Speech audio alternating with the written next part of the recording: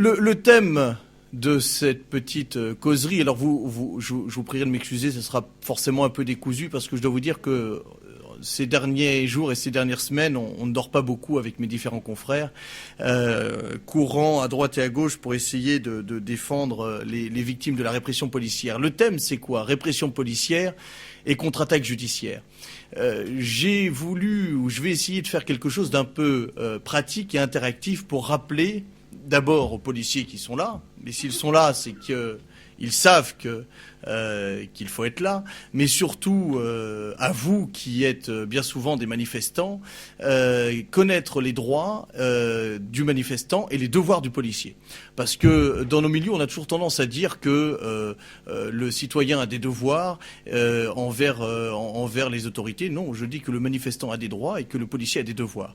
Et que malheureusement, le policier méprise ses devoirs bien souvent et ne fait pas appliquer le droit ou n'applique pas le droit.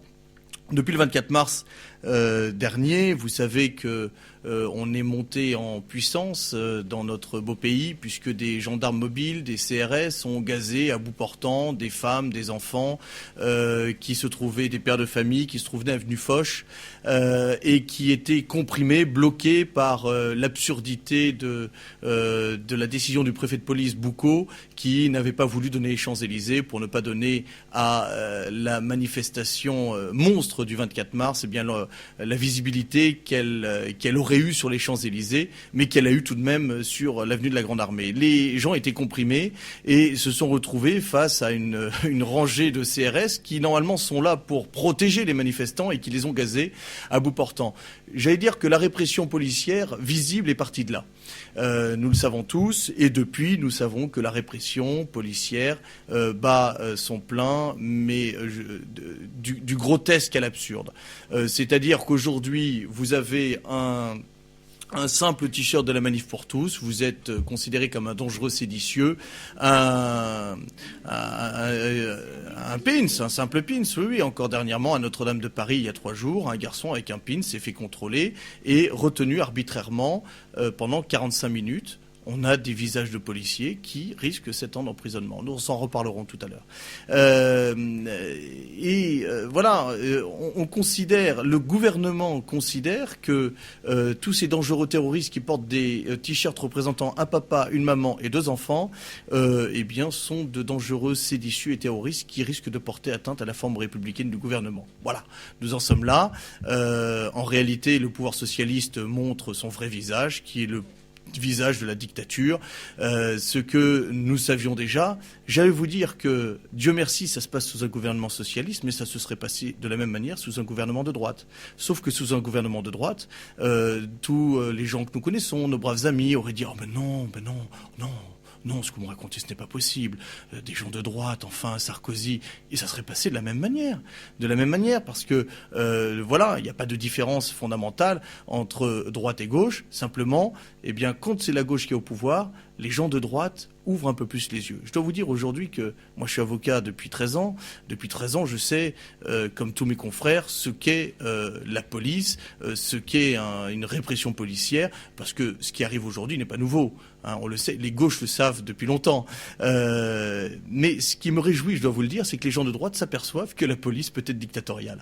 Et ça, je dois dire, c'est une certaine satisfaction, parce que quand on est dans le milieu, dans le métier, on le sait, mais quand on est à l'extérieur, il faut vraiment avoir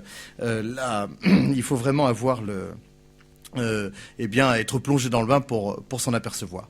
Je vais vous faire, si vous voulez bien, une liste des méfaits que peuvent commettre les policiers, les gendarmes, les forces de l'ordre en général. Mais avant cela, je vais vous rappeler quelques règles de droit, parce que je crois que c'est important de bien les connaître, de bien les savoir. Alors vous connaissez déjà tous, je crois, le 432.4 du Code pénal et le 122.4. On en a beaucoup parlé sur Internet, je vous en redirai un mot tout à l'heure.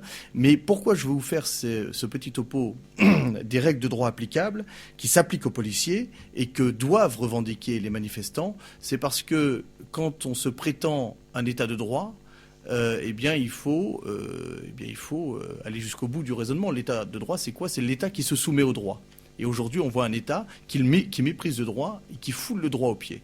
Or, c'est ça qui distingue une dictature d'un pays civilisé, c'est que l'État se soumet aux règles de droit. Même sous l'Ancien Régime, le roi était borné dans son action par les lois fondamentales du royaume et puis par des règles morales qui n'existent plus trop dans l'esprit de nos gouvernants, malheureusement. Le principe fondamental, c'est que dans un pays civilisé, il existe le droit d'aller et venir. C'est la liberté fondamentale d'aller et venir où on veut, quand on veut, comme on veut. Il y a évidemment certaines restrictions, mais le principe fondamental, c'est la liberté d'aller et venir. L'autre principe fondamental, c'est la liberté de se réunir. Et l'autre liberté fondamentale, la troisième, une des plus importantes, c'est la liberté de s'exprimer. Ça veut dire qu'il ne suffit pas de se réunir à plusieurs, de se rassembler à plusieurs, pour que l'État puisse être autorisé à réprimer dans la violence ou dans l'arbitraire un simple rassemblement. C'est le principe fondamental, reste le principe de se rassembler. Nous sommes rassemblés ici dans un lieu privé. Tout à l'heure, nous allons sortir, nous serons rassemblés sur la voie publique. Eh bien, c'est notre liberté fondamentale.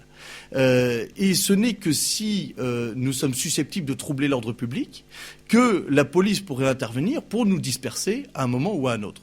Mais ce principe reste fondamental, et ça, les policiers l'ont oublié. Ils pensent que parce qu'ils ont reçu des ordres, parce que les ordres existent, il ne faut pas se leurrer, parce qu'ils ont une matraque au côté droit, un pistolet au côté gauche et des menottes derrière, ils pensent qu'ils sont autorisés à utiliser la force dans n'importe quelle condition. Eh bien, c'est l'erreur fondamentale des policiers. Nous allons être obligés, malheureusement, de le leur rappeler de manière un peu violente, c'est-à-dire par la voie judiciaire et la voie d'une comparution devant le tribunal. Pourquoi ? Je vous donne un exemple.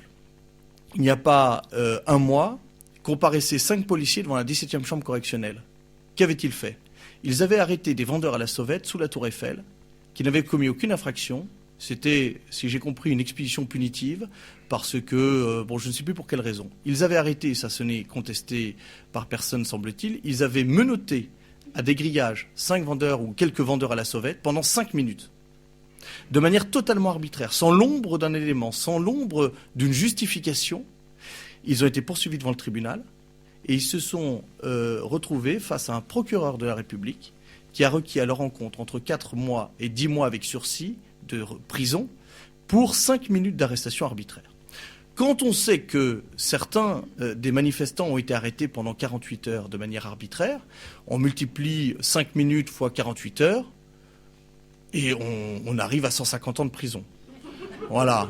J'ai fait le calcul comme ça rapidement, mais on doit être dans ces eaux-là. Sauf que, comme on est dans un pays civilisé, il y a une limite. La limite, c'est 7 ans. Voilà. Alors, j'ose espérer que les procédures que nous avons engagées, je vous en parlerai à la fin, puisque ça, c'est la riposte judiciaire, eh bien, seront à la hauteur des réquisitions qui ont été celles prononcées pour des vendeurs à la sauvette, arrêtés de manière arbitraire pendant 5 minutes. Comment commence la violation des libertés par la police ou la gendarmerie, par le contrôle d'identité ? Il faut que vous ayez bien ça en tête et de manière très claire. Un contrôle d'identité n'est pas justifié par n'importe quoi. Le code de procédure pénale est très clair. Je vais vous donner des articles, vous irez les lire sur legifrance.gouv.fr. Mettez bien ça en tête. Ayez, les textes sur vous quand vous allez manifester. 78-1, 78-2 et suivant du code de procédure pénale. Le contrôle d'identité ne peut être effectué que s'il existe des éléments rendant vraisemblable qu'une personne a commis une infraction ou va commettre une infraction. Ou encore si elle est susceptible d'apporter des éléments dans une enquête en cours, ou encore si elle est recherchée. C'est-à-dire que concrètement, quand vous vous baladez avec 2, 3, 5, 10 personnes portant un logo qui est celui d'un papa, d'une maman et de 2 enfants, dans la rue, sur les Champs-Élysées, ou que vous prenez une bière parce que c'est arrivé, et que vous vous faites contrôler, c'est déjà un contrôle qui est illégal. Le texte poursuit. On peut également contrôler, je vais quand même vous le dire parce que c'est savoureux, la police peut également contrôler l'identité d'une personne, quel que soit son comportement, bon jusque-là rien à dire, Pour prévenir une atteinte à l'ordre public, il faut quand même chercher quelle pourrait être l'atteinte à l'ordre public en portant un t-shirt de la Manif pour tous, notamment à la sécurité des personnes ou des biens. C'est-à-dire que il n'y a que dans le cadre vraiment d'éléments qui laissent penser qu'une personne va porter atteinte. Alors, j'ai imaginé une sortie de match de foot avec des risques de débordement. Oui. Pour prévenir une atteinte à l'ordre public, on peut faire un contrôle d'identité. Mais quand on se promène à 10 pour aller sur les Champs-Élysées, même si c'est pour aller s'asseoir devant le restaurant chez Laurent, le restaurant de Hollande au menu avec un menu à 200 €, il n'y a aucun trouble à l'ordre public. Mais ça, c'est le principe. Le contrôle d'identité répond à des conditions. Mais j'allais dire, laissons tomber ça. La police vous dit contrôle d'identité, je vais vous dire comment ça se passe. Je vois un t-shirt subversif au milieu de la salle et je recommande à l'abbé de Tanoir de bien surveiller ce terroriste porteur de ce t-shirt. J'ai peur. Je pense qu'il faut prévenir, mais de toute manière, il y a forcément ici un flic. Je pense qu'il va envoyer un SMS pour que on puisse interpeller ce dangereux terroriste. Mais nous avons, quand on est contrôlé dans la rue, il faut faire quoi? Il faut sortir sa carte d'identité. Voilà ma carte d'identité. Monsieur, je vous demande de la lire, de contrôler mon identité, et ça s'arrête là. Et ça s'arrête là. Pourquoi vous dis-je ça? Parce que se passe-t-il depuis 3 mois dans notre beau pays civilisé? Les personnes sont arrêtées, parquées, emmenées dans un fourgon cellulaire, dans un grand bus, envoyées au camp de concentration de la rue de l'Évangile, parce que c'est un camp de concentration. Vous y étiez? Ah ben voilà. Mais qui est allé à la rue de l'Évangile ici? Voilà. 1, 2, 3, 4. Vous êtes policière, madame? Bon, 5, 6.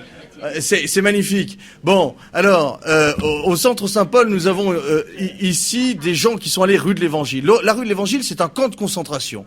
C'est-à-dire que vous avez des barbelés, des grillages, et on parque des centaines de jeunes qui chantent des chants scouts de manière totalement arbitraire. Dans quel but? Dans le but de faire une prétendue vérification d'identité. Le contrôle d'identité, vous sortez votre carte d'identité, c'est terminé. Il n'y a plus de contrôle d'identité. Le texte est très clair. Le texte est très clair. On ne peut retenir sur place que le temps strictement nécessaire au contrôle de l'identité, la personne qu'on contrôle. Vous sortez votre carte d'identité. Merci madame, merci monsieur, vous pouvez circuler. Quand... Ah ben la garde à vue est encore plus illégale. C'est-à-dire que... mais j'y viens à la garde à vue.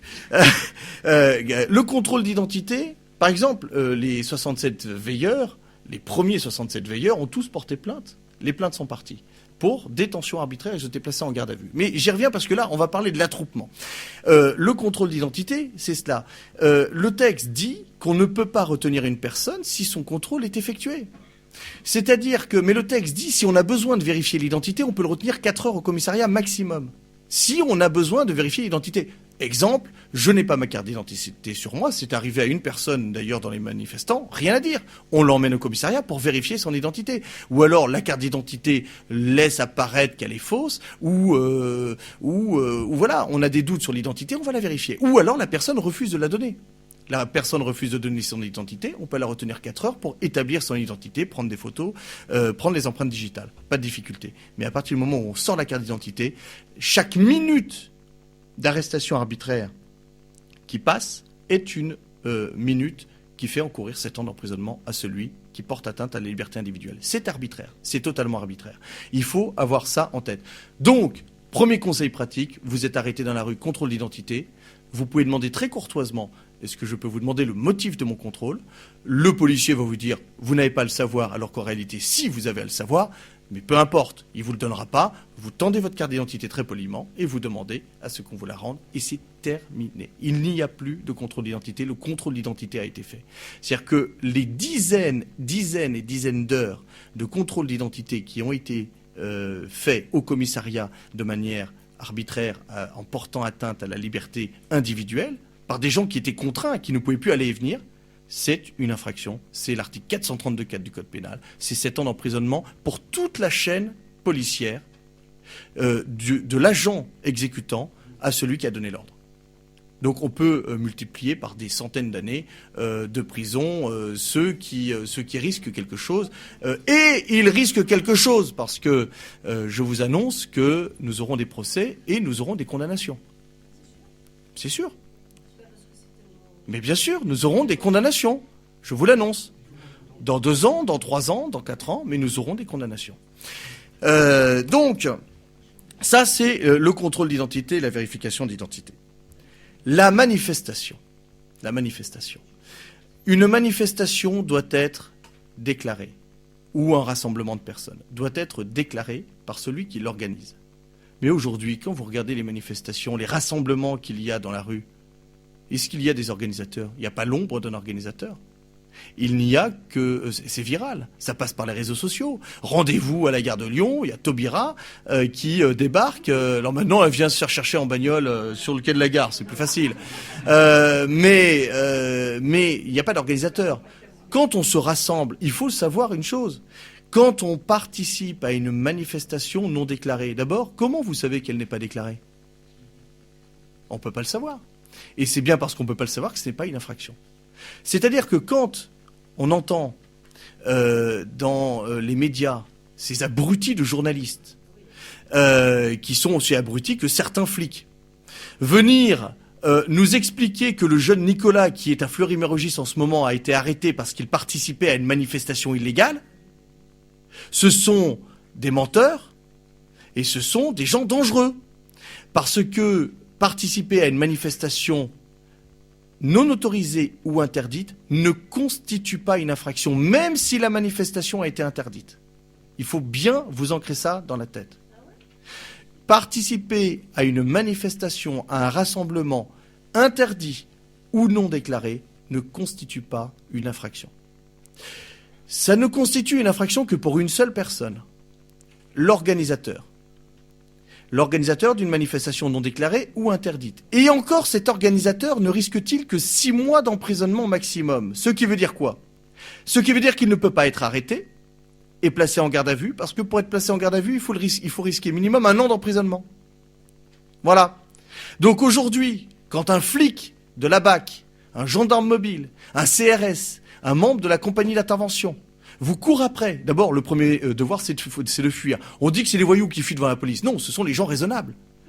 Et bien souvent, les voyous sont des gens raisonnables et prudents, parce qu'ils sont habitués aussi à ce que savent faire les flics. Voilà.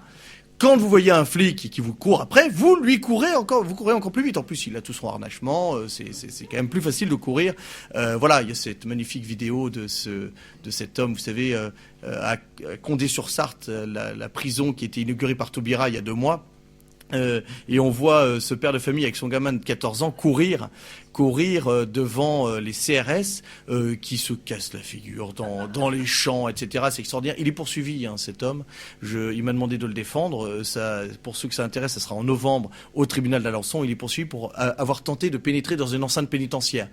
Je croyais qu'habituellement, on essayait d'en sortir. Non. Non, le procureur de la République d'Alençon a décidé que ce dangereux terroriste devait être poursuivi pour avoir tenté de rentrer dans la prison. Enfin bon, on rêve. Enfin toujours, bon, petite parenthèse refermée, je pourrais vous parler des heures de toutes ces affaires. Il y en a qui sont d'un grotesque, mais c'est à mourir de rire, parce qu'en plus ils risquent rien. Mais bon, et puis on a quelques éléments de défense que je me garderai bien de divulguer ici à cause du policier de la DCRI qui est là. Et que je prierai de bien avoir l'obligeance de se présenter tout à l'heure, parce que j'en connais quelques-uns, et puis ils sont au demeurant toujours fort sympathiques. Voilà, ils n'ont pas de matraque, ils sont là pour faire du renseignement, c'est leur boulot, c'est normal. Donc, parenthèse refermée, un policier vous poursuit, vous fuyez.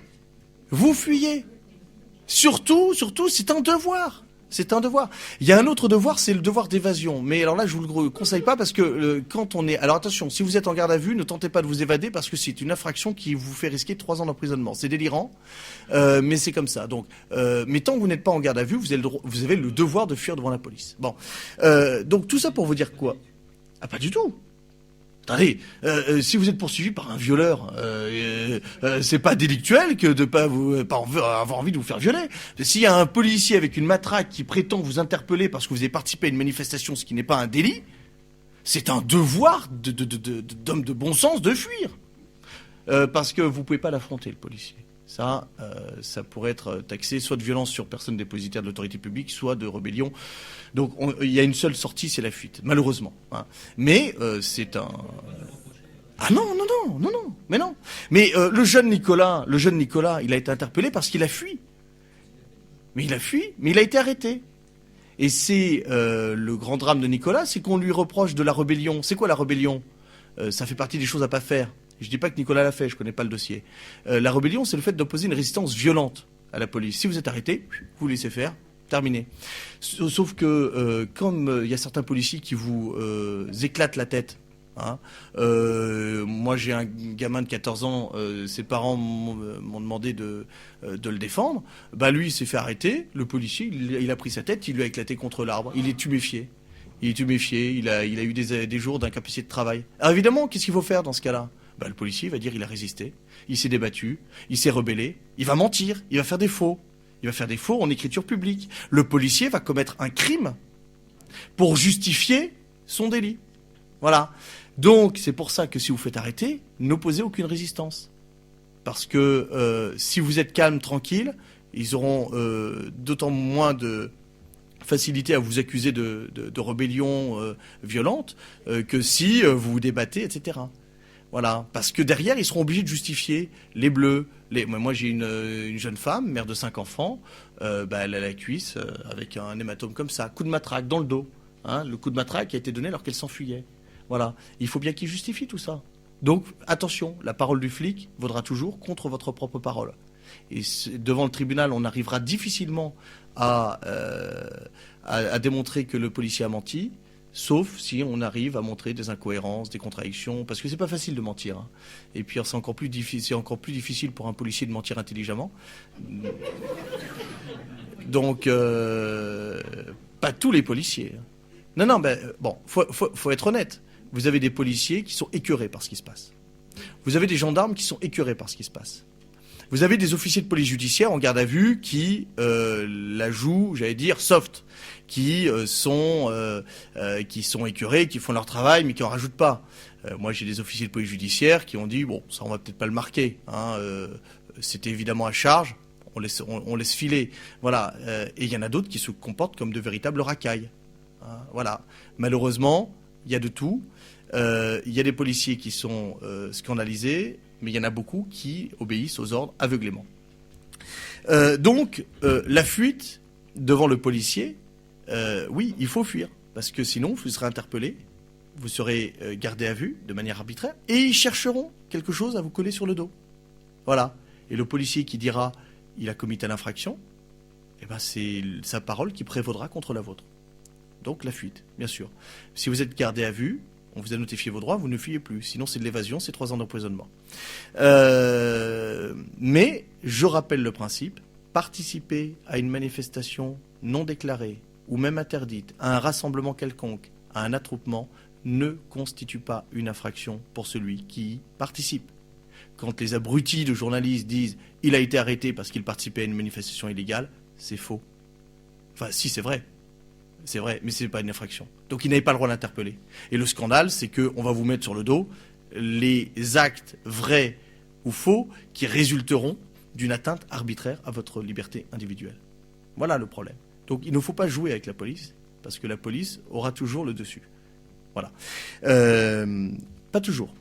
Si vous dégainez bien votre iPhone, je vous garantis que ça peut marcher. Ils n'auront pas toujours le dessus.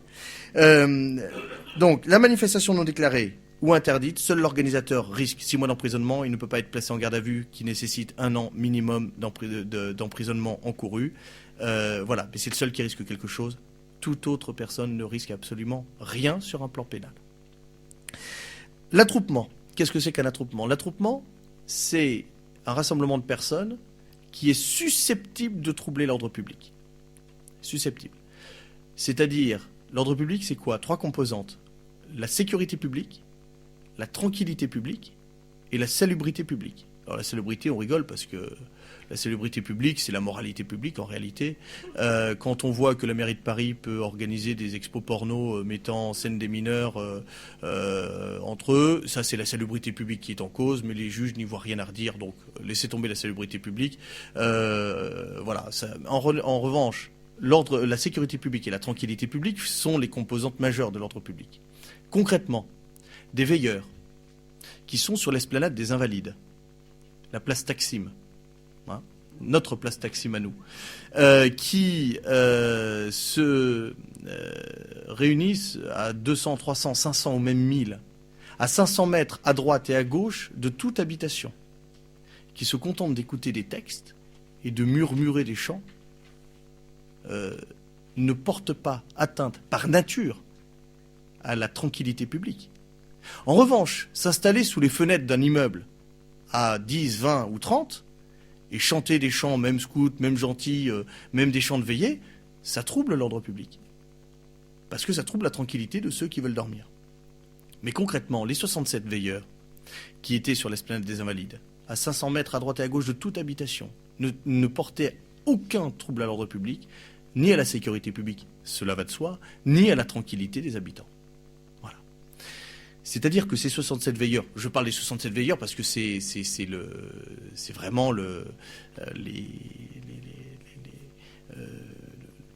l'exemple le plus frappant, si j'ose dire. Ils n'ont pas été frappés, mais le plus frappant, mais il y en a eu d'autres, il y en a eu des centaines d'autres. Les 67 veilleurs, les premiers, ont été embarqués dans des fourgons, ils ont été raflés. Ils ont été emmenés là également rue de l'Évangile, parqués dans le camp de concentration et placés en garde à vue les uns après les autres pendant 48 heures ou 24 heures, je ne sais plus. 17. Bravo. Est-ce que nous avons ici un héros de la résistance? Nous avons un héros? Bon, alors qui se lève? Bon. Pardon? Mais vous n'avez pas été envoyé à rue de l'Évangile d'abord? Voilà, mais rue de l'Évangile, parce qu'en fait, c'est un... Ah, c'est Place Herriot, d'accord. Les 67 premiers veilleurs? Ok. Bon, mais en tout cas, le principe est le suivant. Hein, ça ne change rien à la démonstration. Parce que les veilleurs ont été arrêtés aussi Place Taksim. Quand ils sont sur la Place Taksim et qu'ils ne portent pas atteinte à la tranquillité publique, il n'y a pas d'infraction. L'attroupement, il faut donc qu'il y ait une atteinte à l'ordre public. Et le maintien dans l'attroupement ne devient un délit qu'après 3 sommations. On dit d'usage. Non, elles ne sont pas d'usage, elles sont réglementaires. Elles sont prévues par la loi, par les textes. Obéissance à la loi, ça se taper le cul par terre, permettez-moi l'expression. Obéissance à la loi. Dispersez-vous. Première sommation, dispersez-vous, nous allons faire usage. Première sommation, nous allons faire usage de la force. Deuxième sommation, nous allons faire usage de la force. Moi, j'ai des dossiers où le commissaire de police fait un PV en disant j'ai fait les sommations sein de mon écharpe de commissaire. Très bien. On regarde les vidéos, il fait les sommations à hauteur d'homme, derrière 3 rangées de CRS, qui eux-mêmes se trouvent derrière les barrières anti-émeutes couvertes de plexiglas, et qui elles-mêmes se trouvent à 100 mètres des premiers manifestants. Inutile de vous dire que les sommations n'existent pas. Les sommations, les sommations doivent être entendues de manière très claire par haut-parleur. Et donc c'est des sommations qui sont réglementées. Le commissaire, si c'est pas, alors normalement c'est le préfet, si c'est pas le préfet c'est le sous-préfet, si c'est pas le sous-préfet c'est le commissaire, si c'est pas le sous-commissaire, le commissaire c'est l'officier de police judiciaire, etc., qui ceint une écharpe tricolore, qui prend un mégaphone et qui dit obéissance à la loi, dispersez-vous. Première chose. Première sommation, et de manière intelligible, nous allons faire usage de la force. Deuxième sommation, nous allons faire usage de la force. Et à partir de là, à partir de cette deuxième sommation, si les gens ne se dispersent pas, eh bien, il tombe sous le coup de l'infraction de maintien dans un attroupement malgré les sommations. Pour le coup, c'est une infraction pénale.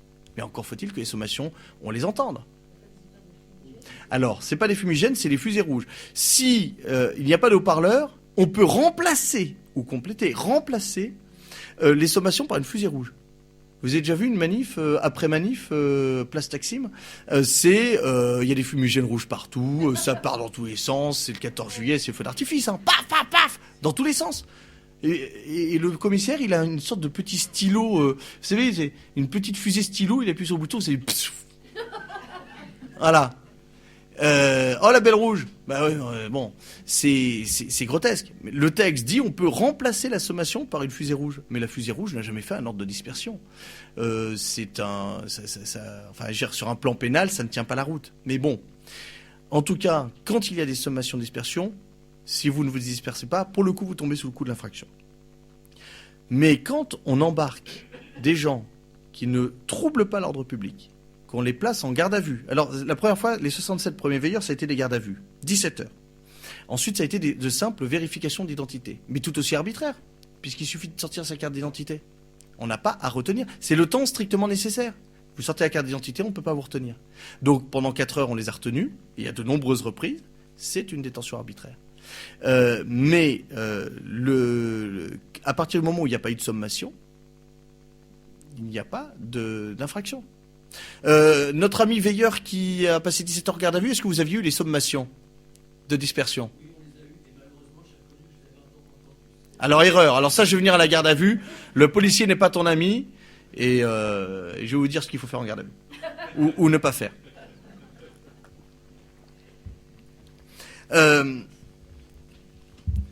Ça, c'est pour donc, la notion de manifestation et la notion d'attroupement. Donc concrètement, si vous avez bien retenu ce que je vous ai dit, il y a un seul cas dans lequel vous devenez un grave délinquant, c'est si vous ne vous dispersez pas après des sommations de vous disperser. Alors attention, ça ne veut pas dire que devant le tribunal, on n'aura pas des moyens de relax. Et notamment sur l'existence ou non des sommations, sur leur audibilité, si j'ose dire, et également sur la notion de trouble à l'ordre public, parce que on entend des policiers qui disent nous sommes seuls juges de savoir s'il y a un risque de trouble à l'ordre public. Non, non, non, non, non. Aucun policier, aucun fonctionnaire, aucun agent de catégorie C, le moindre agent de catégorie C dans notre pays ne peut poser le moindre acte sans qu'il soit contrôlé par un juge. C'est-à-dire que concrètement, c'est pas le policier qui décide seul s'il y a un risque de trouble à l'ordre public. Il faut qu'il existe réellement et c'est le juge pénal qui contrôlera l'existence de la condition. Concrètement, si vous êtes poursuivi pour non-dispersion après sommation et que vous êtes un veilleur, que vous chantiez tranquillement, que vous n'empêchiez personne de dormir, malgré des sommations, si vous restez sur place, vous pouvez... Attention, je ne dis pas qu'il faut le faire parce que les juges, c'est pas non plus forcément la panacée. Hein. Mais devant le tribunal, vous pourrez très bien plaider. Madame le Président, Monsieur le Président, c'est surtout Madame le Président. Bon, c'est comme ça. C'est parfois des gynécées. Mais et le barreau, c'est pareil. Vous savez qu'on est une espèce minoritaire, nous les hommes. Mais Madame le Président, l'infraction n'est pas constituée parce qu'il n'y avait pas de risque de trouble à l'ordre public. Et vous devez l'apprécier, ça. Et un juge intelligent peut très bien le retenir en disant il ne m'est pas justifié qu'il troublait la tranquillité publique ou qu'il troublait la sécurité publique ou qu'il risquait de le faire. Ce n'est pas démontré. Voilà. Donc je reviens au principe fondamental, hein, c'est la liberté d'aller et venir, la liberté de se rassembler. Attendez, concrètement, sur le Champ de Mars, tous les étés, vous avez les filles qui sortent bien de leur chrysalide, qui se montrent, qui se mettent en maillot de bain, qui se mettent à bronzer, puis les bandes de copains qui sortent les bières, et puis on fait des pique-niques jusqu'à point d'heure. Ça trouble pas l'ordre public, ça. Mais ce n'est rien d'autre que des veillées de veilleurs. Sauf qu'il y a des bières et il y a des filles en maillot de bain. Voilà. Bon. Bah, c'est exactement la même chose. C'est exactement la même chose. Voilà. C'est une question de bon sens également. Et sauf que le pouvoir socialiste n'a pas vraiment de sens et il n'est pas bon. Bon. Alors, il va de soi que pas d'armes quand on manifeste, pas de fumigène non plus, des fumigènes étant assimilés à des armes dans les règlements. Pas de fumigène, pas de fusée de détresse. On a des garçons et des filles qui ont été placés en garde à vue pour avoir eu des fumigènes sur eux. Oui, oui, faut le savoir. Donc, pas de fumigène, pas d'armes. Alors évidemment, un manche de pioche, vous évitez, oui, la batte de baseball, vous évitez aussi, bien que la défi... Pardon ? Une canette, alors, qu'est-ce que c'est qu'une arme ? Article 132-75 du Code pénal est une arme, tout objet conçu pour blesser ou tuer. Un poing américain est une arme, c'est conçu pour. Mais un couteau de cuisine, je vous encourage pas à aller à une manifestation avec un couteau de cuisine, hein, entendons-nous bien. Mais un couteau de cuisine n'est pas conçu pour tuer ou blesser. Le texte dit est assimilé à une arme, tout objet utilisé pour blesser ou tuer. C'est-à-dire que si vous utilisez un couteau de cuisine pour tuer, ça devient une arme. Mais tant que vous coupez du beefsteak, c'est pas une arme. Voilà. Mais donc un poing américain, une bombe lacrymogène, ça, ce sont des armes sans difficulté. Un bâton qui sert de hampe de drapeau n'est pas une arme. Ça ne devient une arme que si vous tapez un flic avec. Voilà. Voilà. Donc pas d'armes évidemment dans les manifestations. Cela, j'allais dire, va de soi. Quand vous êtes contrôlé, systématiquement, vous allez entendre les policiers dire « Vous arrêtez de filmer, vous avez interdiction de filmer. » Il faut filmer. C'est un devoir. Il faut filmer. Grâce à M. Steve Jobs, nous avons désormais des appareils photo et des caméras sur les iPhones. Et maintenant, tous les appareils, Android, etc., ont la même chose. Donc, il faut lui rendre grâce. On a désormais des caméras. Il faut filmer. Il faut filmer. Quand les policiers vous disent « je vous interdis de filmer », ils n'ont rien le droit de vous interdire. Sauf qu'ils ont une matraque. Donc, il faut faire attention. Non, mais il faut faire attention. Combien de fois j'ai des clients qui m'ont dit ils nous ont arraché le téléphone, ils ont effacé, etc., les photos, les vidéos. C'est totalement illégal. C'est totalement illégal. Mais ils le feront de manière illégale par la force. C'est pour ça que quand vous faites des manifestations, des rassemblements, etc., des happenings, comme on dit, qui ne deviennent illégales, je le rappelle qu'après les 3 ordres de dispersion dont on a parlé. Tant qu'il n'y a pas eu ces ordres de dispersion, ce n'est pas illégal. Alors évidemment, sauf si l'attroupement, les textes le précisent, mais c'est de bon sens également, sauf si l'attroupement dégénère en violence, là il n'y a pas besoin de sommation. S'il commence à y avoir des jets de canettes, les flics sont autorisés à vous taper dessus, et c'est normal. Voilà, ou à vous disperser en tout cas. Bon.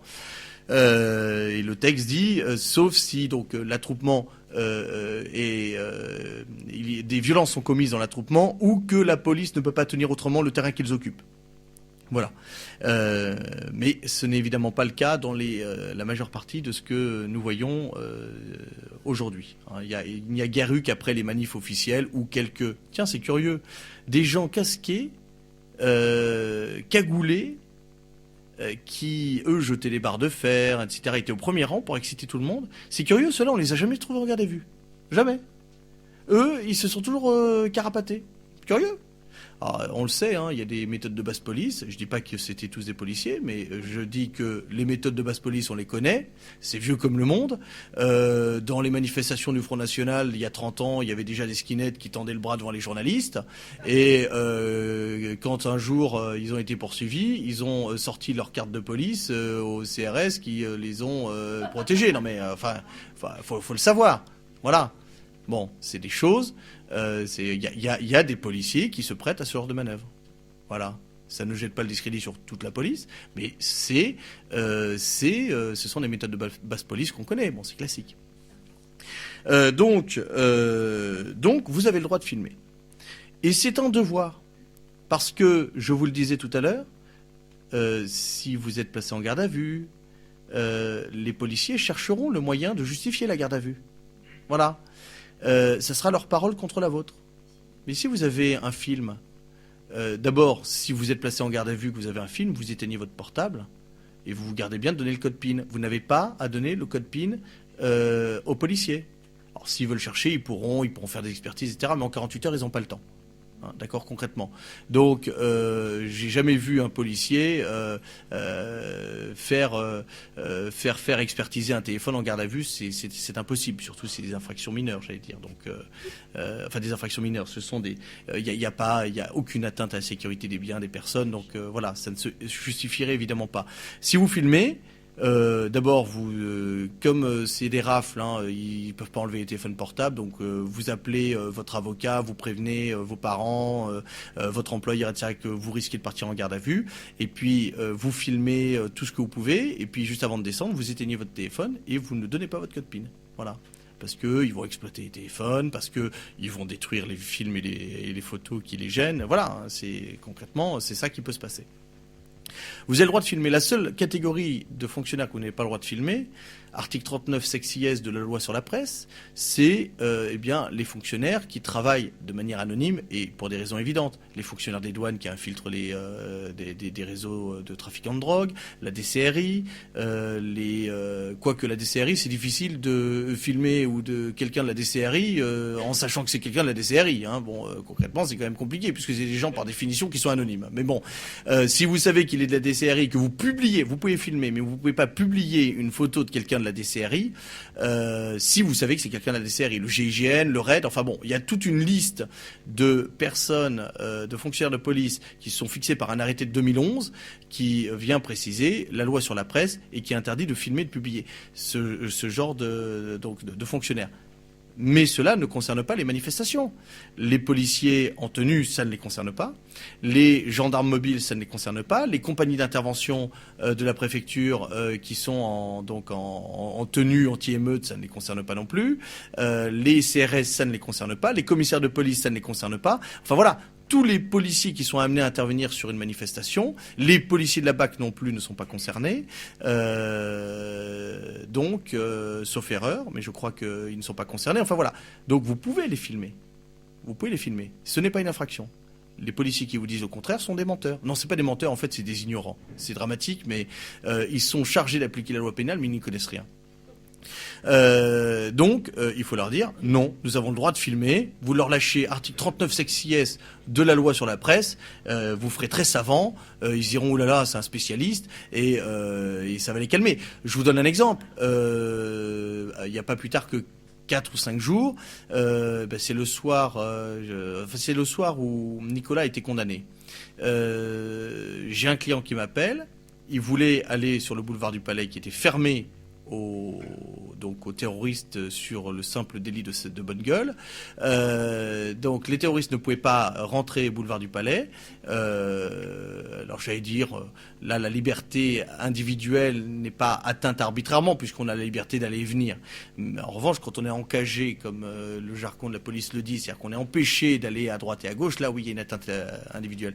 Mais je lui dis, vous filmez. Vous dites, je veux passer de l'autre côté, vous filmez, et là, le policier dit, vous ne filmez pas. Et donc, c'est une jeune fille qui filmait. Le client me dit, il dit à l'ami elle n'a pas le droit de filmer. Je lui dis, vous êtes avec votre avocat? Vous dites, je suis avec mon avocat. J'ai le droit de filmer. Et en fait, il me dit, il vient de lui arracher le téléphone. Et il lui avait volé le téléphone. Il lui avait pris. Confisqué. Mais quand on entend, parce qu'on l'entend ça dans la presse, on l'entend dans les médias, on l'entend partout, la police a confisqué, le drapeau a confisqué, ça s'appelle du vol. En réunion, par personne dépositaire de l'autorité publique. C'est entre 5 et 7 ans, je ne sais plus. Hein.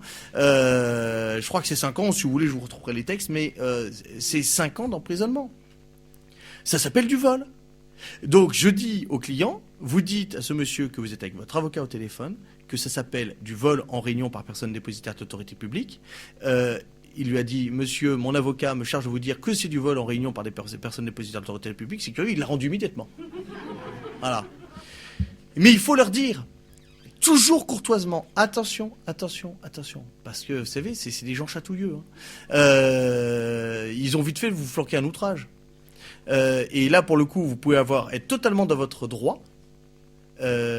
Si vous vous mettez à dire, par exemple, je vous donne un exemple, vous voyez un flic en train d'interpeller un gamin de 14 ans et lui éclater la tête contre un arbre, comme ça s'est déjà vu. Hein, je vous parlais de mon client tout à l'heure. Vous lui dites, et ce serait des enculés de fils de pute de sale flic de merde. C'est tentant, non? Et je vous prie de m'excuser, monsieur l'abbé, parce que bon, on a le Saint-Sacrement derrière, je demande pardon, mais c'est tentant. Et puis de fait, celui qui fait ça n'est rien d'autre que ce que je viens de dire. Eh ben, garde à vue, vous partirez pour outrage. Même si vous avez une réaction de bon sens d'un citoyen scandalisé par la violence faite à un gamin de 14 ans et l'atteinte arbitraire à une liberté individuelle. Voilà, donc attention à l'outrage. Il ne faut pas s'interposer. Vous pouvez pas. Non. C'est-à-dire que nous dit... C'est intéressant, la rébellion, allez... parlons de la rébellion. La rébellion, c'est le fait d'opposer une résistance violente à une personne dépositaire de l'autorité publique ou chargée d'une mission de service public, qui agit pour l'exécution des lois sur ordre de l'autorité légitime, et je ne sais plus quoi, je vais vous dire, c'est le 431. C'est intéressant. Vous allez voir.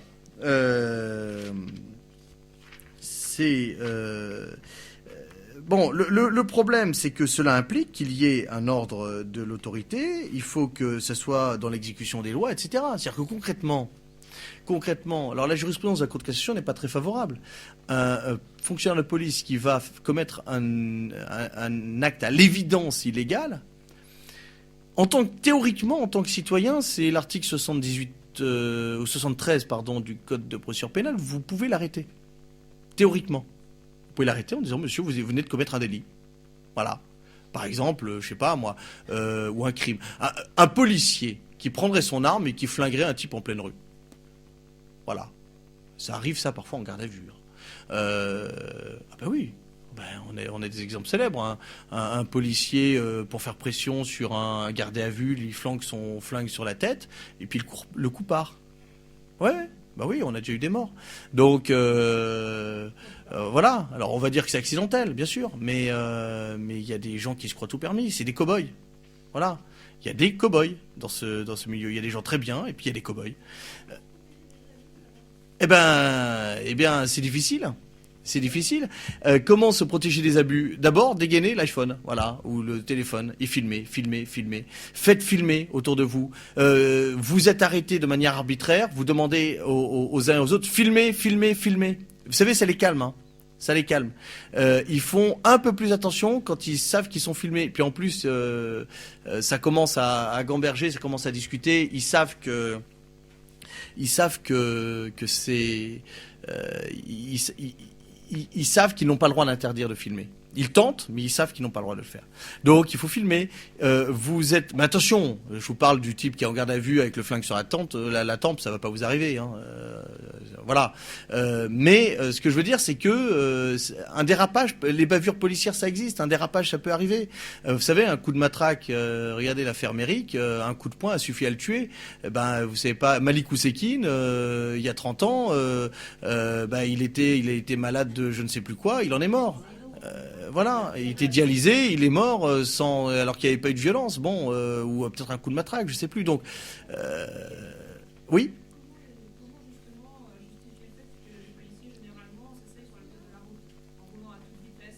Ah ben vous pouvez pas.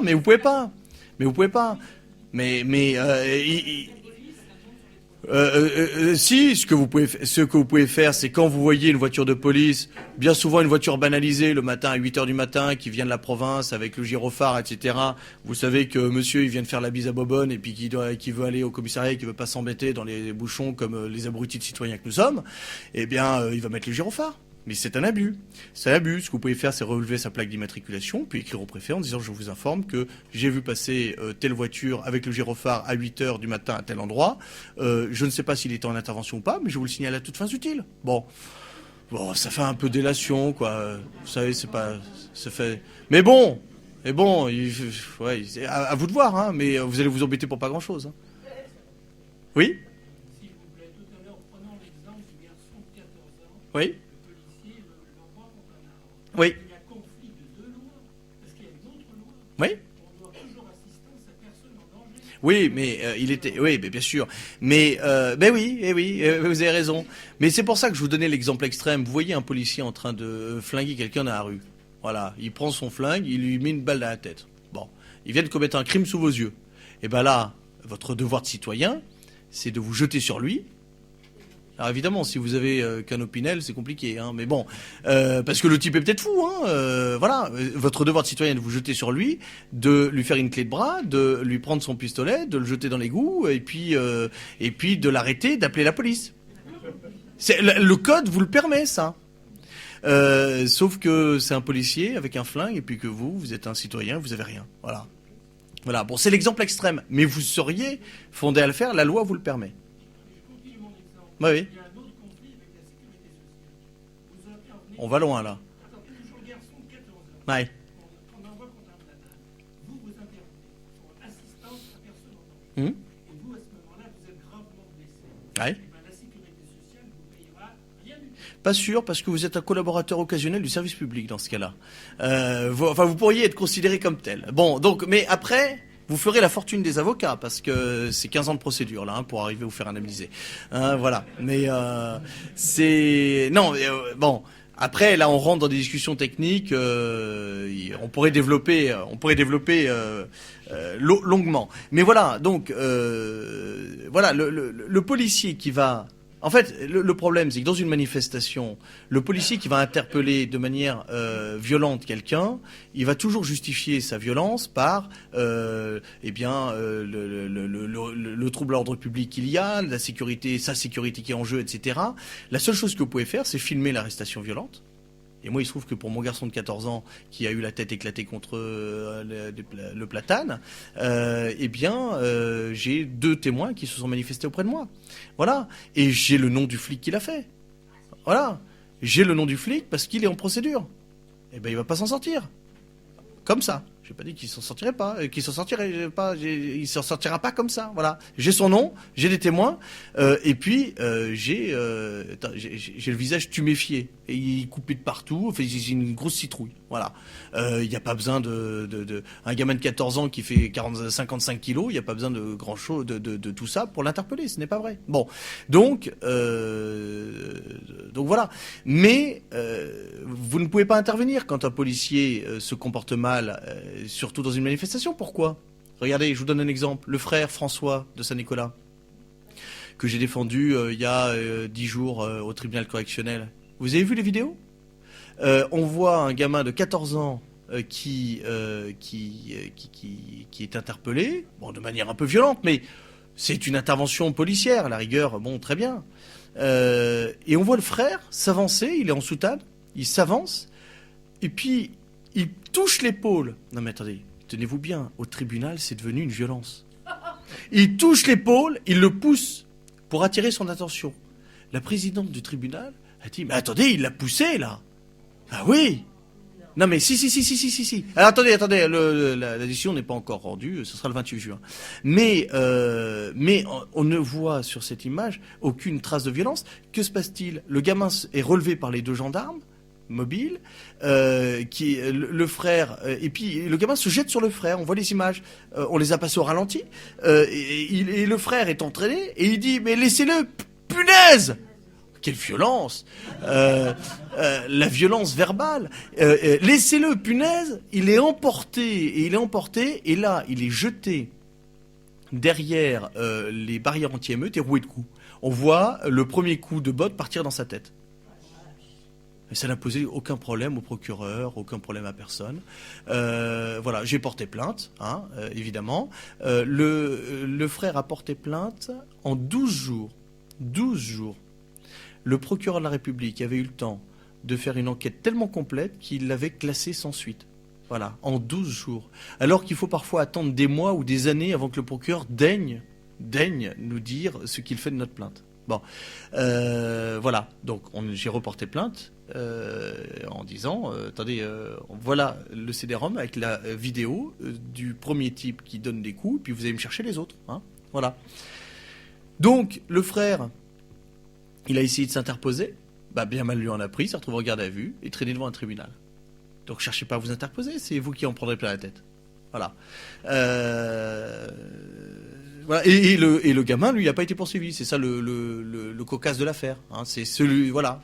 C'est celui, monsieur l'abbé, messieurs les abbés, celui qui a usé de l'antique droit d'asile de l'Église en faisant rempart de sa robe ecclésiastique, qui a été traîné par le pouvoir socialiste, parce que c'est le procureur qui est soumis à la chancellerie devant le tribunal. Tout ça est une régression de la civilisation. Inutile de vous dire que vous avez le droit de porter des t-shirts de ce que vous voulez. Hein. Vous savez, Che Guevara, vous devriez faire des petits t-shirts Che Guevara devant et puis la manif pour tous derrière. Et si vous êtes arrêté, vous demandez pour quel côté vous êtes arrêté. Hein? Voilà. Vous demandez si vous êtes arrêté de fesses ou de face. Et puis voilà, ça pourrait être marrant. Bon, voilà. Mais inutile de vous dire que vous avez le droit de porter. J'ai vu des badges prisonniers politiques ici qu'on salue. Hein, bravo. Mais on a le droit. Voilà. C'est le principe fondamental de tout citoyen.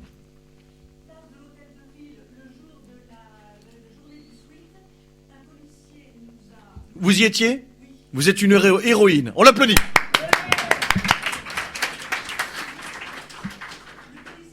Non, je vous arrête. Est-ce que vous avez porté plainte ?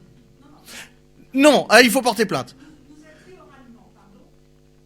Alors, au premier slogan, à la première banderole, on vous embarque tous. On vous embarque quelqu'un qui n'a pas ouvert la bouche, qui n'a pas sorti son drapeau, simplement parce qu'il porte le logo. Non, mais même si vous aviez ouvert la bouche, même si vous aviez dit Taubira, ta loi, on n'en veut pas, même si vous aviez sorti une banderole, il ne pouvait pas vous arrêter.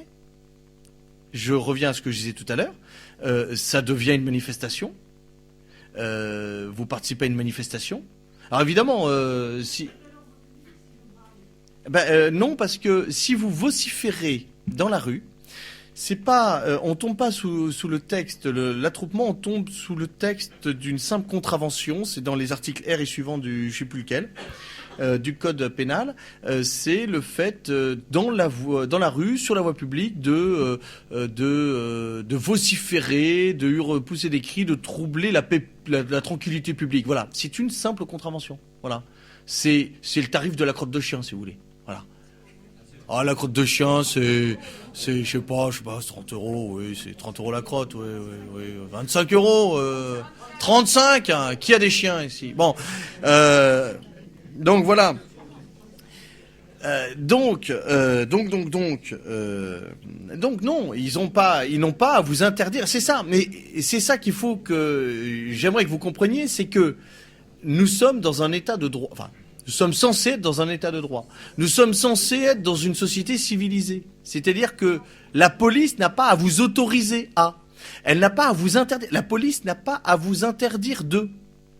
La police ne peut intervenir que dans des cas extrêmement limités, conformément au texte, parce qu'il y a un trouble à l'ordre public et parce qu'on vous a donné la possibilité de partir. Voilà.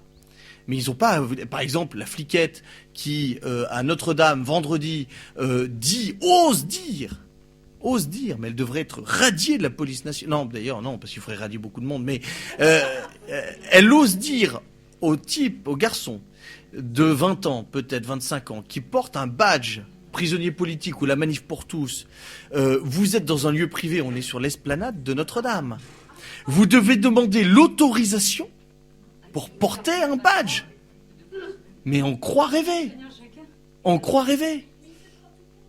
Ah ben voilà, c'est ce que je vous disais. C'est que la police se croit tout permis. Mais pour quelle raison? C'est une question psychologique, là. Quand vous avez une matraque, quand vous avez un pistolet, quand vous tirez vos 10 cartouches par an, et que on vous autorise à utiliser votre pistolet en cas de légitime défense, quand vous avez une paire de menottes dans le dos, vous êtes dépositaire de l'autorité publique et vous prenez c'est pas que vous prenez la grosse tête, mais c'est que ils sont persuadés que ils ont le pouvoir de donner des ordres aux gens. Voilà. Et cette fliquette qui ose dire vous devez avoir une autorisation, parce qu'en réalité le gars lui dit mais pourquoi m'arrêtez-vous Elle n'a rien trouvé d'autre à lui dire parce qu'elle n'y connaît rien. Un autre exemple, quand vous savez au Panthéon il y a eu une manifestation il y a un mois et demi lors de laquelle a été arrêté ce manifestant noir que je défendrai le 16 juillet qui est poursuivi, ça a été ouvert sur homicide volontaire, hein. Vous savez, on lui reproche d'avoir jeté du white spirit sur un commissaire de police. Bon, à tort ou à raison, peu importe. Il a été placé en garde à vue pour tentative d'homicide volontaire. Ce sont des malades. Non, mais c'est effrayant. C'est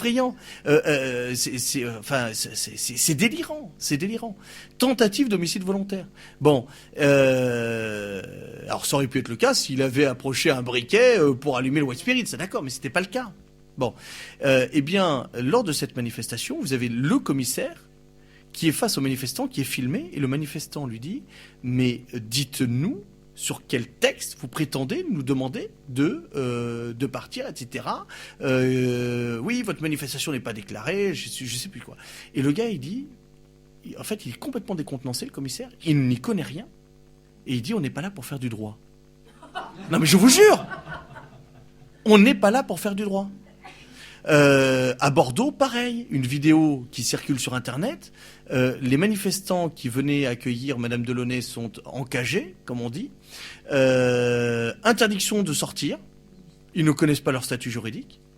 Il se trouve que c'est mon frère qui va voir le commissaire de police et qui lui dit « Monsieur, quel est notre statut juridique ?»« Monsieur, on n'est pas là pour faire du droit. »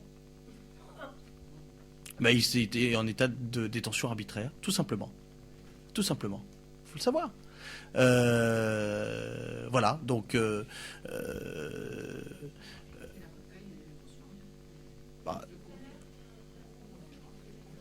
pardon. Ah ben Place Vendôme, c'est typique. Place Vendôme.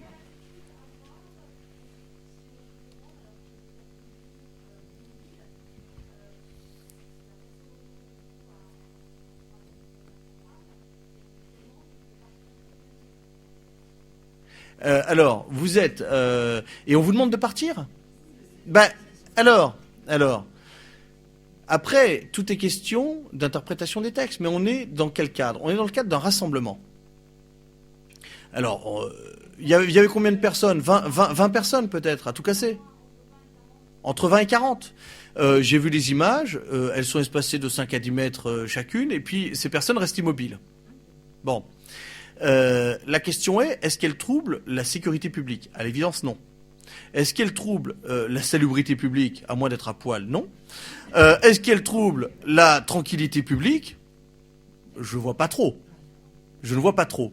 Mais en admettant même qu'elle trouble la tranquillité publique, et notamment la tranquillité des riches émiriennes qataris qui viennent acheter leurs bijoux place Vendôme, admettons. On ne peut pas leur dire de partir comme ça. Il faut qu'il y ait des ordres de dispersion.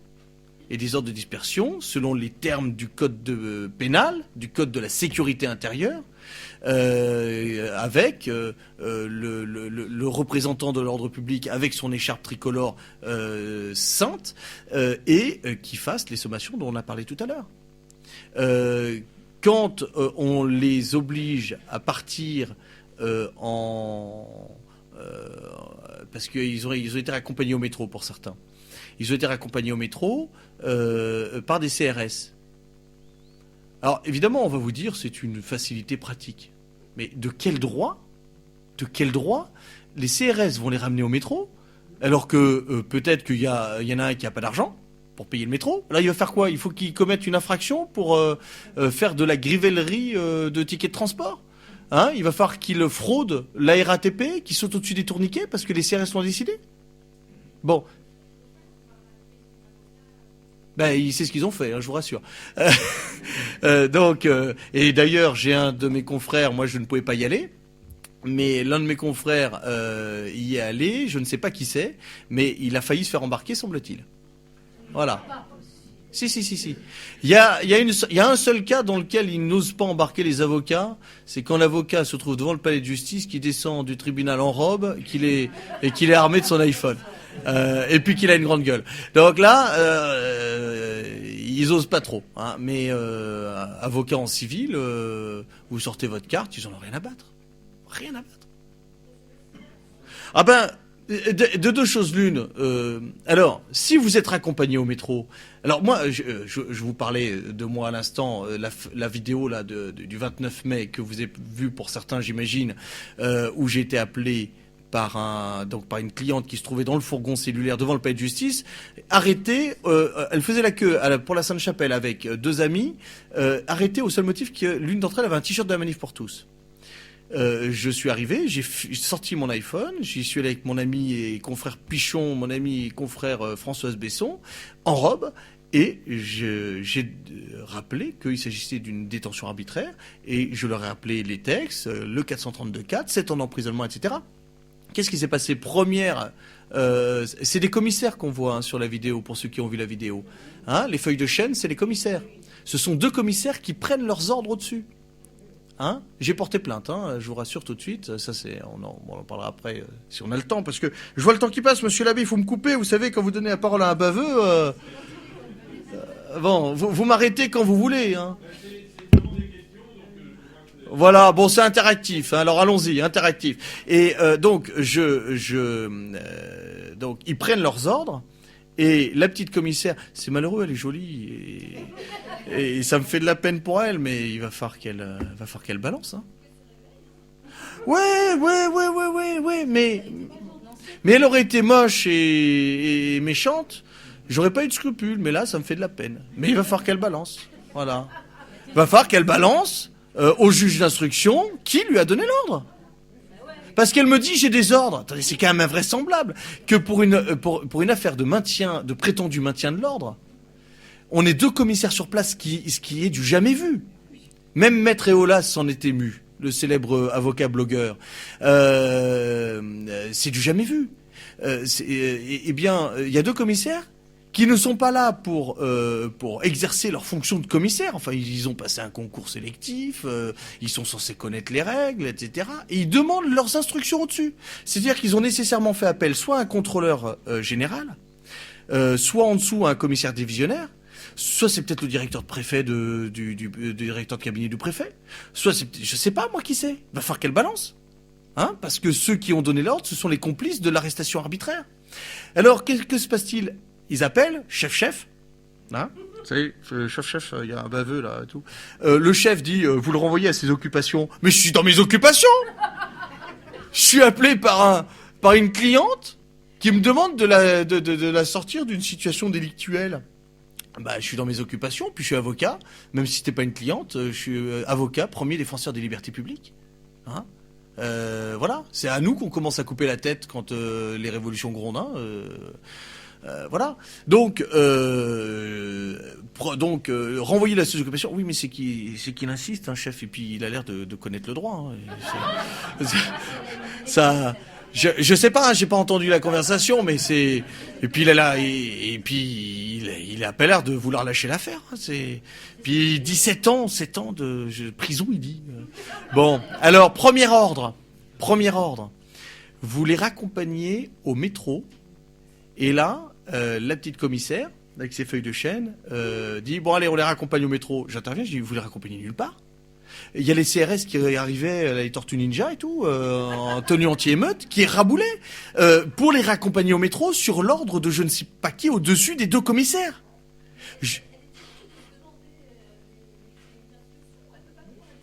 Mais bien sûr qu'elle peut prendre la décision elle-même. Mais elle aurait. Non mais c'est. Attendez, je termine mon histoire et je reviens là-dessus. Et là-dessus, et je lui dis, vous ne les raccompagnez nulle part. Ce sont des citoyens qui n'ont commis aucune infraction. Vous les avez arrêtés et détenus arbitrairement. Vous n'avez pas à les raccompagner au métro. Enfin, s'il y en a un qui a une bagnole, ou un Vélib, ou un vélo, ou une trottinette, ou qui a envie de marcher à pied, c'est son problème. Pourquoi est-ce qu'on les raccompagnerait au métro? Et s'ils ont envie de rester sur l'île de la Cité, s'ils ont envie de retourner à la Sainte-Chapelle, ils ont le droit. C'est ça la liberté du citoyen. C'est ça notre liberté à chacun, il faut quand même se graver ça dans la tête. La police n'a pas à raccompagner qui que ce soit au métro. On croit rêver, on marche sur la tête. Mais même après la troisième sommation, la sommation c'est la sommation de se disperser. Vous vous dispersez où vous voulez. Si vous voulez prendre une pelle et puis creuser un trou et puis aller dans les catacombes, vous y allez. Alors là, il y aura une autre infraction, ça sera la dégradation d'un bien d'un bien public. Bon, alors creusez pas, mais si vous avez envie de, je sais pas, moi, il y a une montgolfière au-dessus de Paris, on vous jette une échelle de, vous grimpez, vous dispersez par le haut. Bon, là, il y a des règles, c'est la DGAC qui devrait après vous embêter parce que la montgolfière aurait pas dû vous survoler. Mais bon, vous faites ce que vous voulez. Vous faites ce que vous voulez. C'est notre liberté. Nous sommes des hommes libres. Et nous sommes des amoureux de la liberté. C'est pour ça que vous êtes là ici ce soir. Nous sommes des amoureux de la liberté. Voilà. Et en France, encore plus qu'ailleurs. Mais partout, on aime la liberté. Voilà. Mais voilà, nous aimons la liberté. Non, enfin, ça dépend, si vous voulez. Si le policier a la carrure de Clément Méric et puis que vous ressemblez et que vous avez la carrure de Schwarzenegger, le policier seul peut vous arrêter. Mais si vous avez envie de mettre un coup de boule au policier et puis que vous êtes masqué et qu'il vous reconnaît pas, le policier pourra rien faire. Voilà. Je dis pas qu'il faut le faire. Hein. Je dis que voilà, il n'y a pas de règle. Non, il n'y a pas de règle. Non, bien sûr que non. Non, il n'y a pas de règle. Et encore, je rappelle que n'importe quel citoyen a le droit d'interpeller et de garder à disposition de la police quelqu'un qui vient de commettre sous ses yeux un crime ou un délit flagrant. Hein, voilà, donc n'importe qui peut le faire. Et donc un policier seul, bien entendu, c'est son devoir. Si un crime ou un délit est commis. J'ai oublié votre question. C'est terrible, hein, les parenthèses. Eh bien, écoutez, c'est pas...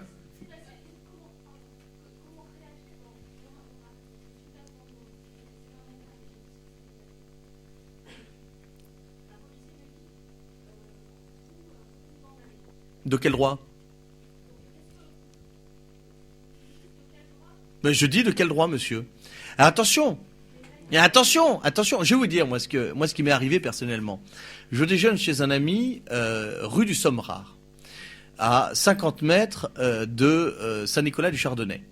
Il y a ce jour-là la manifestation des LGBT qui passe boulevard Saint-Germain. Après le café, après une petite poire, on se dit on va les voir. Et on va voir, et on passe devant Saint-Nicolas du Chardonnay, et là je vois 30 gendarmes mobiles qui encerclent le parvis, même pas le bout du parvis de Saint-Nicolas du Chardonnay, et dedans 50 personnes, dont l'abbé Beauvais qui attend. Et dont Thérèse. Alors ça, eh bien, j'arrive, l'abbé Beauvais me hèle, j'ai dit, monsieur l'abbé, et il me dit, maître, est-ce que c'est légal ce qu'ils font? J'ai dit, est-ce qu'ils vous empêchent de sortir? Oui, ils nous empêchent de sortir. Et ils étaient empêchés de sortir. Et je discute comme ça, donc j'ai les gendarmes mobiles, au demeurant, les gendarmes mobiles pas désagréables, mais ils ont reçu des ordres.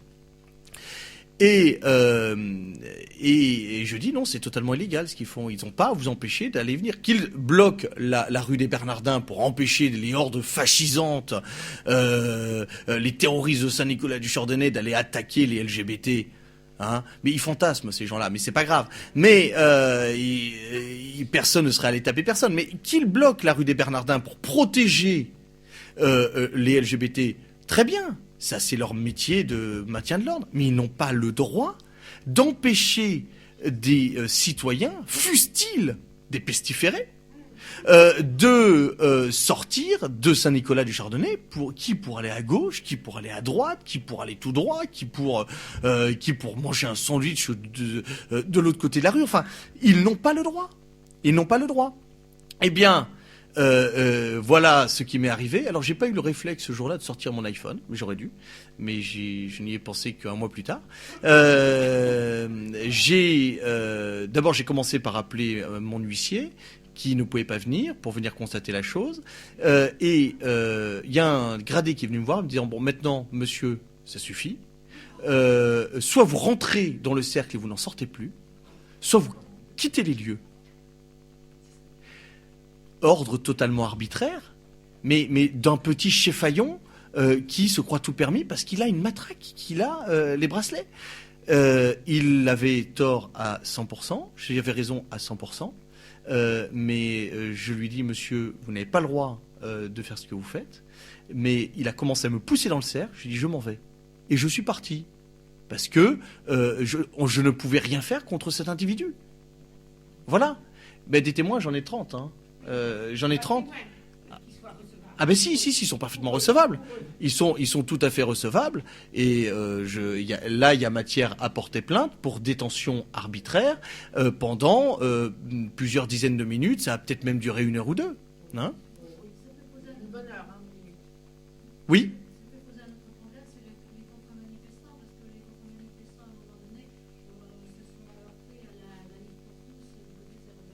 Ah mais ça c'est autre chose.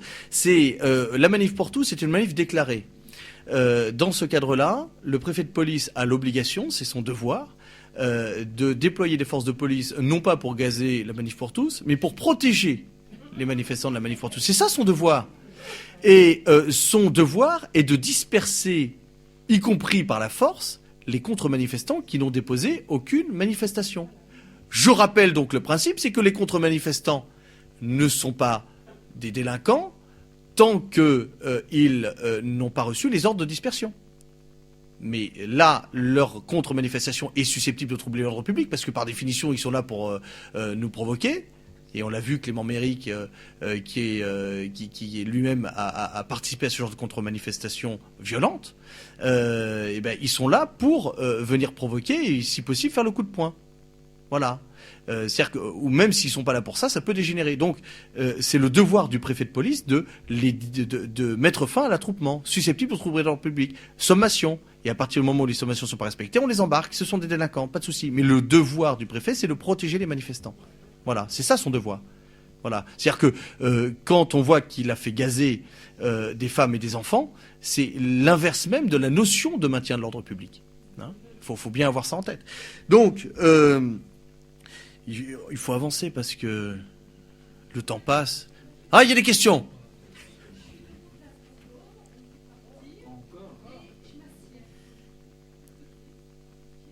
Vous risquez des coups de matraque, vous risquez des coups de gaz dans la figure. Ah ben oui, mais vous savez, quand vous aurez 3 côtes brisées, vous pourrez invoquer le fait qu'ils ont violé la loi, mais vous aurez 3 côtes brisées. Donc voilà, la question est de savoir si le jeu en vaut la chandelle. Non, en réalité, ce que je crois, c'est qu'il faut filmer. Oui, mais si vous dites, parce que le problème est le suivant. Vous savez, c'est une vraie difficulté. Si, pour justifier l'atteinte arbitraire à la liberté, ils vous disent de partir et qu'il n'y a pas eu de sommation, mais qu'ils veulent le justifier, ils peuvent très bien faire un faux PV de sommation. Mais bien entendu. Mais moi j'ai eu une garde à vue récemment. Les policiers s'apprêtaient à faire un faux en écriture publique. Et il demandait à ma cliente de venir signer le PV une semaine après, daté de la semaine d'avant. Un nouveau PV. J'ai dû leur envoyer un fax leur disant qu'il s'agissait d'un faux en écriture publique qui constituait un crime et que ma cliente ne se rendrait pas complice d'un crime. Ça les a calmés. Mais ils font ça. Mais c'est quelque chose d'habituel. Le faux est quelque chose d'habituel. Parfois, c'est une erreur matérielle, on va la corriger. Parfois, ça ne porte pas à conséquence. Mais quand on est le rédacteur d'un PV, ça peut être tentant de faire un faux. Mais on en a régulièrement dans les dossiers, des faux. Bah oui, mais si vous ne le donnez pas, qu'est-ce que vous allez faire? Vous allez le taper? Ah ben, il faut le filmer. Non, mais bien sûr, quand le policier est obligé de déférer à une demande de justification de sa qualité de policier. Parce que, vous savez, vous avez un type... ça se voit, les faux policiers qui débarquent chez les petites vieilles pour les escroquer. Montrez-moi votre carte de police. Voilà. Ils vous la donneront jamais, hein. Ils ne vous la donneront jamais. Mais vous pouvez demander... vous filmez le visage et vous demandez au minimum le matricule. Voilà. Mais voilà, mais faites attention parce que... c'est pour ça qu'il faut filmer en continu. Moi, la vidéo que j'ai tournée le 29 mai, j'ai filmé en continu pour qu'on ne m'accuse pas d'avoir tronqué quoi que ce soit. Elle est filmée en continu. Hein, ça dure 9 minutes. Sur Le Point, ça a été publié. On l'a réduit à 5 minutes. Hein, il y a eu des longueurs qui n'étaient pas très intéressantes. Mais il faut filmer en continu pour démontrer qu'entre le moment A et le moment B, il n'y a eu aucune sommation. Voilà. Mais le problème, c'est que c'est pas toujours facile. Et il y a certains policiers qui peuvent être tentés de faire des faux. Il y en a qui le feront jamais, mais je vais vous donner un exemple, mais pour vous montrer. Mais ça, on arrive à la garde à vue. Il faut qu'on parle un peu de la garde à vue. Mais ne signez jamais un PV que vous n'avez pas relu. D'accord ? Ne signez jamais un PV que vous n'avez pas relu. Je vous donne un exemple. Un exemple qui n'a rien à voir avec la manif pour tous. J'ai un client qui est arrêté par la BAC, la brigade anticriminalité, de nuit, à côté d'un bar.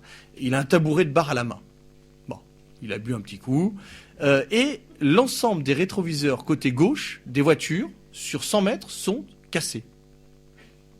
La BAC arrive et décrète que c'est lui qui a cassé les rétroviseurs. C'est peut-être lui et c'est peut-être pas lui. Enfin, on a des milliers d'exemples d'apparences qui s'avèrent totalement trompeuses dans ce genre de dossier. Hein. Il est placé en garde à vue et l'OPJ lui dit tu signes, c'est toi qui as pété les rétros avec ton tabouret. Pas du tout, c'est pas moi. Écoute, c'est toi qui l'as. Écoute, arrête de nous prendre pour des bœufs. T'avais le tabouret, on t'a chopé, t'étais là, c'est toi. Non, c'est pas moi. Et ça dure comme ça, voilà, un certain moment. Et l'OPJ lui dit bon allez, ok, je prends tes déclarations, on les tape, tu les signes et puis tu peux partir, t'es libéré. Il tape, etc. Il sort le PV et il dit bon voilà, tu signes ici. Attendez, je vais relire. Non mais c'est bon, on a fini. Moi j'ai d'autres dossiers à traiter. Non mais je vais relire. Non mais c'est bon, allez, tu signes et je te libère. Non mais je vais relire. Je reconnais, c'est moi qui ai détruit l'ensemble des rétroviseurs avec mon tabouret. Voilà. Le flic n'est pas ton ami. Hein ? Le flic n'est pas ton ami. Ça ne veut pas dire que tous les flics vont faire ça. Ça veut dire qu'il faut se méfier par principe du flic. Par principe. Le flic n'est pas ton ami. Le flic, c'est l'homme du procureur. C'est l'homme qui est chargé d'instruire, prétendument à charger à décharge, mais ils ne le font jamais, ou pas toujours. Il n'est pas ton ami. Vous partez de ce principe. Ce n'est pas mon ami. Il faut prendre l'avocat en garde à vue. Systématiquement. Que ce soit un avocat choisi ou un avocat commis d'office. Systématiquement. Il faut aller voir le médecin. Hein. Si le flic... Moi j'ai eu ça pour des gardés à vue qui m'avaient appelé préventivement. C'est vachement rare. Hein. Ça, les clients qui appellent préventivement, c'est une espèce... c'est magnifique, mais c'est très très rare. Et je leur ai dit, attention, blindez-vous, partez du principe, c'est une affaire mineure. De LMPT, pareil. Affaire mineure... mais je leur ai dit, attention, une garde à vue, c'est 48 heures, maxi, plus une nuit au dépôt, donc vous partez 3 jours. Blindez-vous en vous disant que vous partez pour 3 jours. Vous sortirez peut-être avant, mais partez du principe que vous partez pour 3 jours. Parce que si vous partez du principe que ce soir vous sortez, et que le flic vous dit, on prolonge la garde à vue, c'est là que vous allez craquer. Et que vous allez lui dire des trucs qu'il va entendre et qui sont faux, ou alors que vous allez lui avouer ce qui lui manque, parce qu'il faut voir aussi une chose en garde à vue, si le policier veut absolument des aveux, c'est qu'il n'a rien dans son dossier. Rien, de rien, de rien, de rien, de rien. Et même s'il a quelque chose, c'est pas le moment de gamberger en garde à vue pour savoir s'il a quelque chose ou pas, vous aurez toujours le temps de voir ça devant le tribunal avec votre avocat. D'accord ? Donc, s'il veut des aveux, c'est qu'il n'a rien dans le dossier. Voilà. Vous avez entendu les sommations ? Non. Vous avez entendu les sommations ? Non. Vous avez entendu les sommations ? Vous savez déjà qu'il n'y a pas de PV de sommation. Voilà. Non mais voilà. Voilà. Et même s'il y a un PV de sommation, il est peut-être bancal, il est embêté, il veut ses aveux. Voilà. Donc, vous blindez. Vous niez. Vous en reconnaissez le moins possible. Si vous ne savez pas quoi répondre, vous dites j'exerce mon droit au silence. Voilà. Si tu prends l'avocat, ça va durer beaucoup plus longtemps, c'est un menteur. Si vous prenez l'avocat il sera là pour vous aider. Et au bout de 20 heures de garde à vue, vous serez content d'avoir un visage ami. Voilà. Et puis d'avoir des conseils. Vous ne répondez rien tant que vous n'avez pas eu le conseil de l'avocat. Voilà. Vous avez des droits en garde à vue. Et le policier, il n'est pas là pour vous aider, même s'il y a celui qui est gentil, qui vient vous dire, ah, je suis d'accord avec vous, etc., machin, mais je fais mon travail. Méfiez-vous comme de la peste de celui-là. Voilà. Il va vous mettre en confiance. Et puis, pam! Je vous donne un exemple. Parfois, il y en a qui sont d'accord avec nous, qui sont les pires. Un exemple, je suis appelé en garde à vue pour pour un couple qui est accusé au resco référence d'avoir bâillonné le poilu du monument aux morts et d'avoir écrit Hollande m'a tué, ER, référence à l'affaire Omar Haddad, signé la démocratie. L'OPJ m'appelle, me donne la qualification pénale. Je comprends qu'il s'agit de la manif pour tous. Je lui fais remarquer qu'on lui a demandé de placer en garde à vue d'une manière qui me semble légèrement politisée. Et il me dit, vous voulez qu'on fasse de la politique, maître? Je vais vous en faire. Je vote Front National. Je suis pour que les immigrés rentrent chez eux. Je suis contre le mariage homosexuel, mais je suis policier avant tout. Eh ben, je vous dis qu'avec des amis comme ça, on n'a plus besoin d'ennemis. Voilà. Voilà. N'oubliez pas une chose, le policier n'est pas ton ami. Le policier, c'est l'agent de l'État. Et il viendra manger dans la main du pouvoir socialiste comme il a mangé dans la main du pouvoir sarkozyste. Hein. Il faut avoir ça en tête. Cela n'empêche pas qu'il y aura des bons policiers qui pensent bien, etc., mais qui pourront souvent rien faire. Voilà, mais partez bien de ce principe, en garde à vue. Bon, la garde à vue... j'ai été trop long, monsieur l'abbé. Coupez-moi. Coupez-moi. Vous êtes trop bon. Vous êtes trop bon. Vous m'arrêtez. Voilà, mais... bon, en garde, il y a beaucoup de choses qu'on pourrait... Mais vous me poserez des questions pratiques et puis j'essaierai de répondre. Attention, le principe, c'est que dans les manifs contre la dictature socialiste, il y a deux principes. Le premier principe, c'est qu'il faut être irréprochable. Hein, ça ne veut pas dire que ceux qui vont faire des actions un peu punchy ou qui même vont tomber sous le coup de la loi vont faire des choses moralement répréhensibles. Non. Hein, par exemple, je donne un exemple, entraver la circulation routière quand on se met au milieu de la chaussée, si c'est pour avoir un impact médiatique, ce n'est évidemment pas moralement répréhensible, sauf que c'est illégal. Il faut juste le savoir. Il faut faire les choses en connaissance de cause. C'est 2 ans d'emprisonnement, encouru maximum, c'est une infraction du code de la route. Mais pour avoir de l'impact, pour pouvoir dénoncer les répressions policières, les arrestations arbitraires, les détentions arbitraires, ou les violences policières, il faut être irréprochable, évidemment, parce que si on vous arrête et que vous avez commis une infraction, ce n'est plus arbitraire. Voilà. Il y a 2 principes, il me semble, c'est d'être irréprochable, et puis 2, c'est d'avoir la caméra au point. Voilà. Donc quand les uns et les autres font des actions X ou Y, il faut toujours, mais ça c'est vraiment, mais je le martèle partout où je peux, mais c'est pas toujours suivi des faits, il faut qu'il y ait des gens qui aient des caméras au point, aux 4 points cardinaux, sous tous les angles, et qui ne participent pas eux-mêmes à l'action. Voilà. Il faut des caméras un peu puissantes, en haute définition. Vous savez, aujourd'hui, vous achetez une GoPro, ça coûte entre 200 et 400 euros. C'est un investissement, mais vous faites des images sensationnelles avec des angles, des grands angles comme ça, et en haute définition. Il faut se préserver les preuves. Il faut être irréprochable sur un plan judiciaire, et ceux qui ne sont pas irréprochables sur un plan judiciaire n'en restent pas moins de valeur aux militants. Je dis pas ça. Je ne parle pas de violence contre les personnes ou contre les biens, bien entendu, mais il faut être irréprochable et il faut se préserver les preuves. Parce que jusqu'à présent, et c'est la grande révolution technologique qu'on connaît aujourd'hui, jusqu'à présent, les seules preuves qu'on a eues, c'est la parole de l'officier transposée sur un procès-verbal bourré de fautes d'orthographe contre la déposition inverse du gardé à vue bourré de fautes d'orthographe, parce que c'est pas le gardé à vue qui tape, c'est le policier. Bon, aujourd'hui, on a la caméra. On a tous des téléphones intelligents. On a tous des iPhones, des téléphones Android. Un bouton, on appuie et ça déclenche la caméra. Et c'est aujourd'hui, la vidéo dont je vous parlais tout à l'heure du 29 mai, c'est la première fois qu'on peut filmer, mais ça a toujours existé, des détentions arbitraires, des arrestations arbitraires, mais c'est la première fois qu'on peut le filmer, et qu'on a la preuve.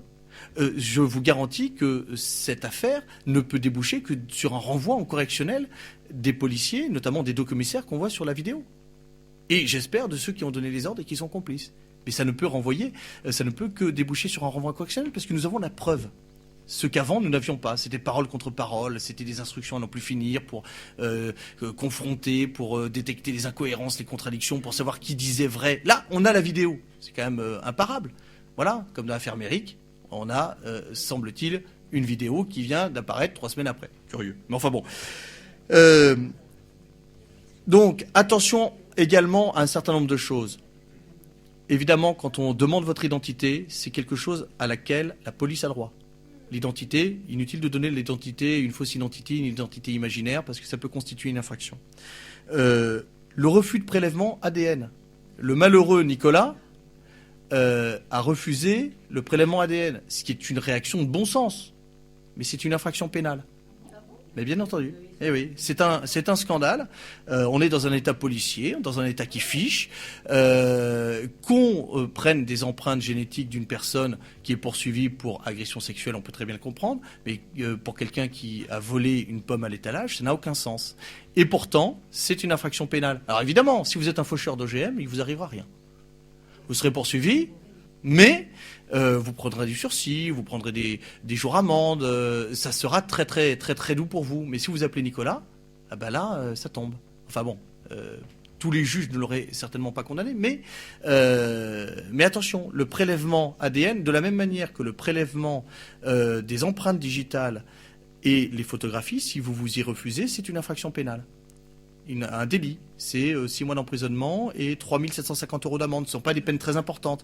Mais ça justifiera des poursuites. Ça ne justifiera pas une garde à vue, puisque la garde à vue, c'est 1 an minimum d'emprisonnement.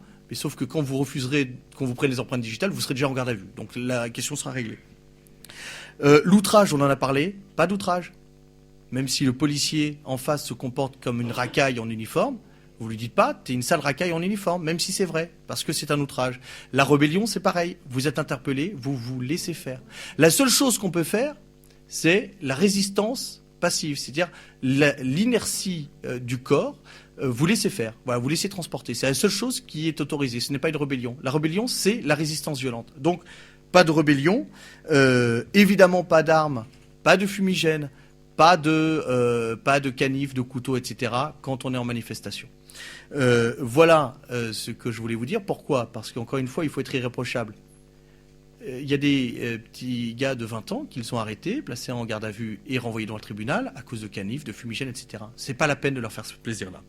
Je termine, monsieur l'abbé, en 1 seconde pour dire, puisque c'était la deuxième partie de la conférence, et donc maintenant je vais aborder la deuxième partie. Donc, laissez-moi juste 1h30, monsieur l'abbé. Juste, la contre-attaque judiciaire. Nous avons des films. Nous avons, je le rappelle, l'ONU qui est saisie. Nous avons le Conseil de l'Europe qui est saisi. Lucas Volonté qui fait un travail formidable, qui est le président du groupe PPE à l'Assemblée parlementaire du Conseil de l'Europe. Il y a Grégoire Pupin qui fait un travail formidable. Grégoire Pupin est ce qu'on appelle un lobbyiste juridique. Il fait du lobbying à la Cour européenne des droits de l'homme. Il a remporté des succès extraordinaires, et notamment une recommandation du Conseil de l'Europe du 25 janvier 2012 qui dit que l'euthanasie doit être interdite dans tous les pays du Conseil de l'Europe. C'est 47 pays le Conseil de l'Europe. Ça, c'est du travail de Grégoire Pupin qui a dénoncé l'ensemble de ces arrestations arbitraires, de ces violences policières. Je crois qu'Amnesty International vient de publier un rapport qui fait état de l'ensemble de ces violations du droit par le pays des droits de l'homme, il faut le dire vite. Donc, la contre-attaque médiatique, elle est lancée.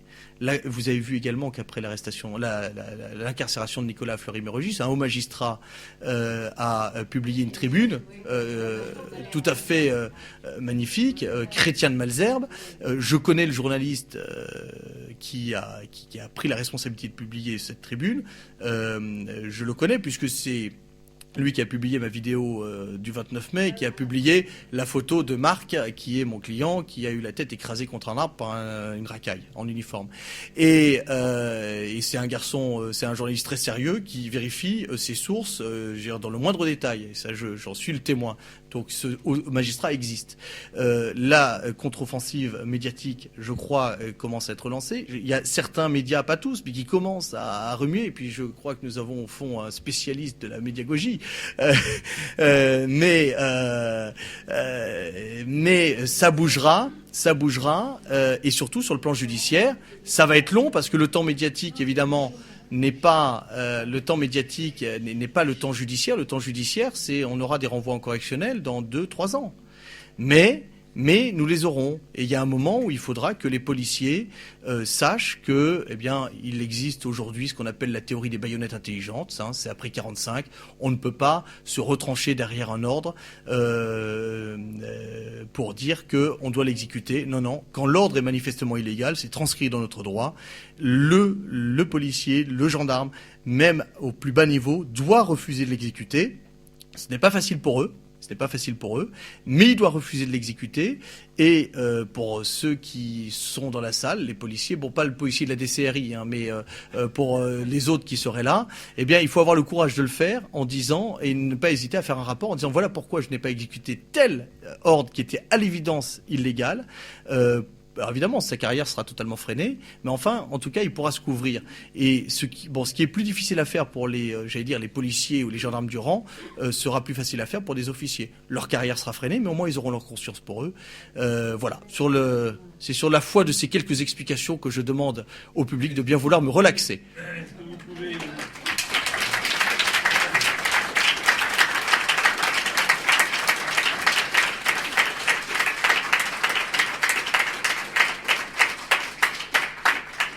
Est-ce que vous pouvez nous donner 2 ou 3 exemples d'affaires dans lesquelles vous avez des raisons sérieuses de penser l'emporter dans un cas de plainte? Alors, on est dans Marc, 14 ans, interpellé. Il était au mauvais endroit au mauvais moment. C'est toujours comme ça. Et il n'avait pas déféré à des sommations de se disperser que personne n'a jamais entendues, pour les raisons que je vous ai dites. On a les vidéos qui montrent que le commissaire, c'est quasiment sous le manteau qui fait ses sommations. Et il n'a pas eu de poursuite, il a eu un simple rappel à la loi. Un garçon comme ça qui est interpellé, rien ne peut justifier qu'il se fasse éclater la tête contre un platane. Le policier, la racaille en uniforme qui a fait ça, doit nécessairement être renvoyé devant un tribunal correctionnel.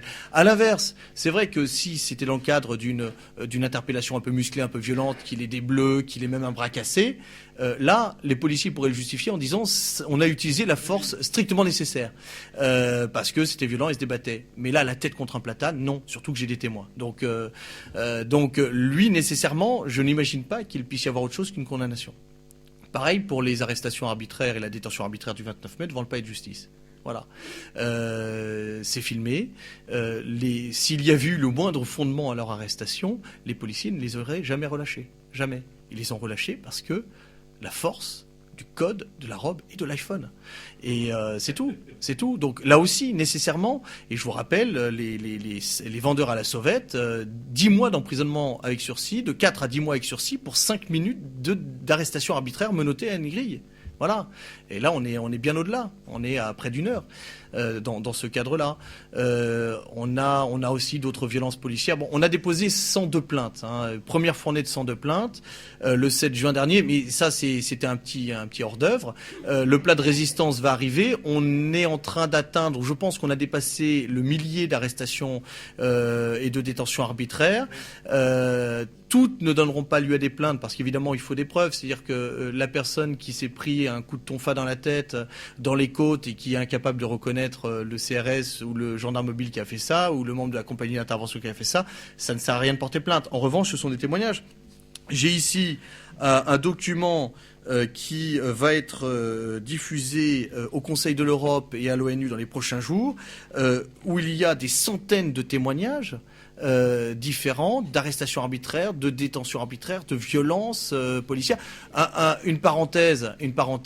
Si j'en ai une autre qui va donner lieu nécessairement à condamnation, en tout cas à renvoi devant le tribunal, et je pense à condamnation. Le 26 mai, à 14h15, une dizaine de garçons sont sur le boulevard Saint-Germain.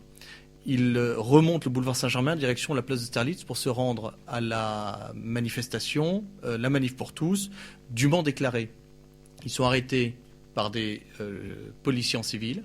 Les gendarmes mobiles contrôlent leur identité, les policiers civils contrôlent leur identité, les gendarmes mobiles arrivent, les font monter dans un car, ils sont emmenés dans un commissariat pendant 4h30, même au-delà de la durée légale de la vérification d'identité qui n'avait plus lieu d'être puisqu'ils avaient montré leur carte d'identité, donc ils étaient déjà en état de détention arbitraire, et ils ont été relâchés après que la manif a été dispersée.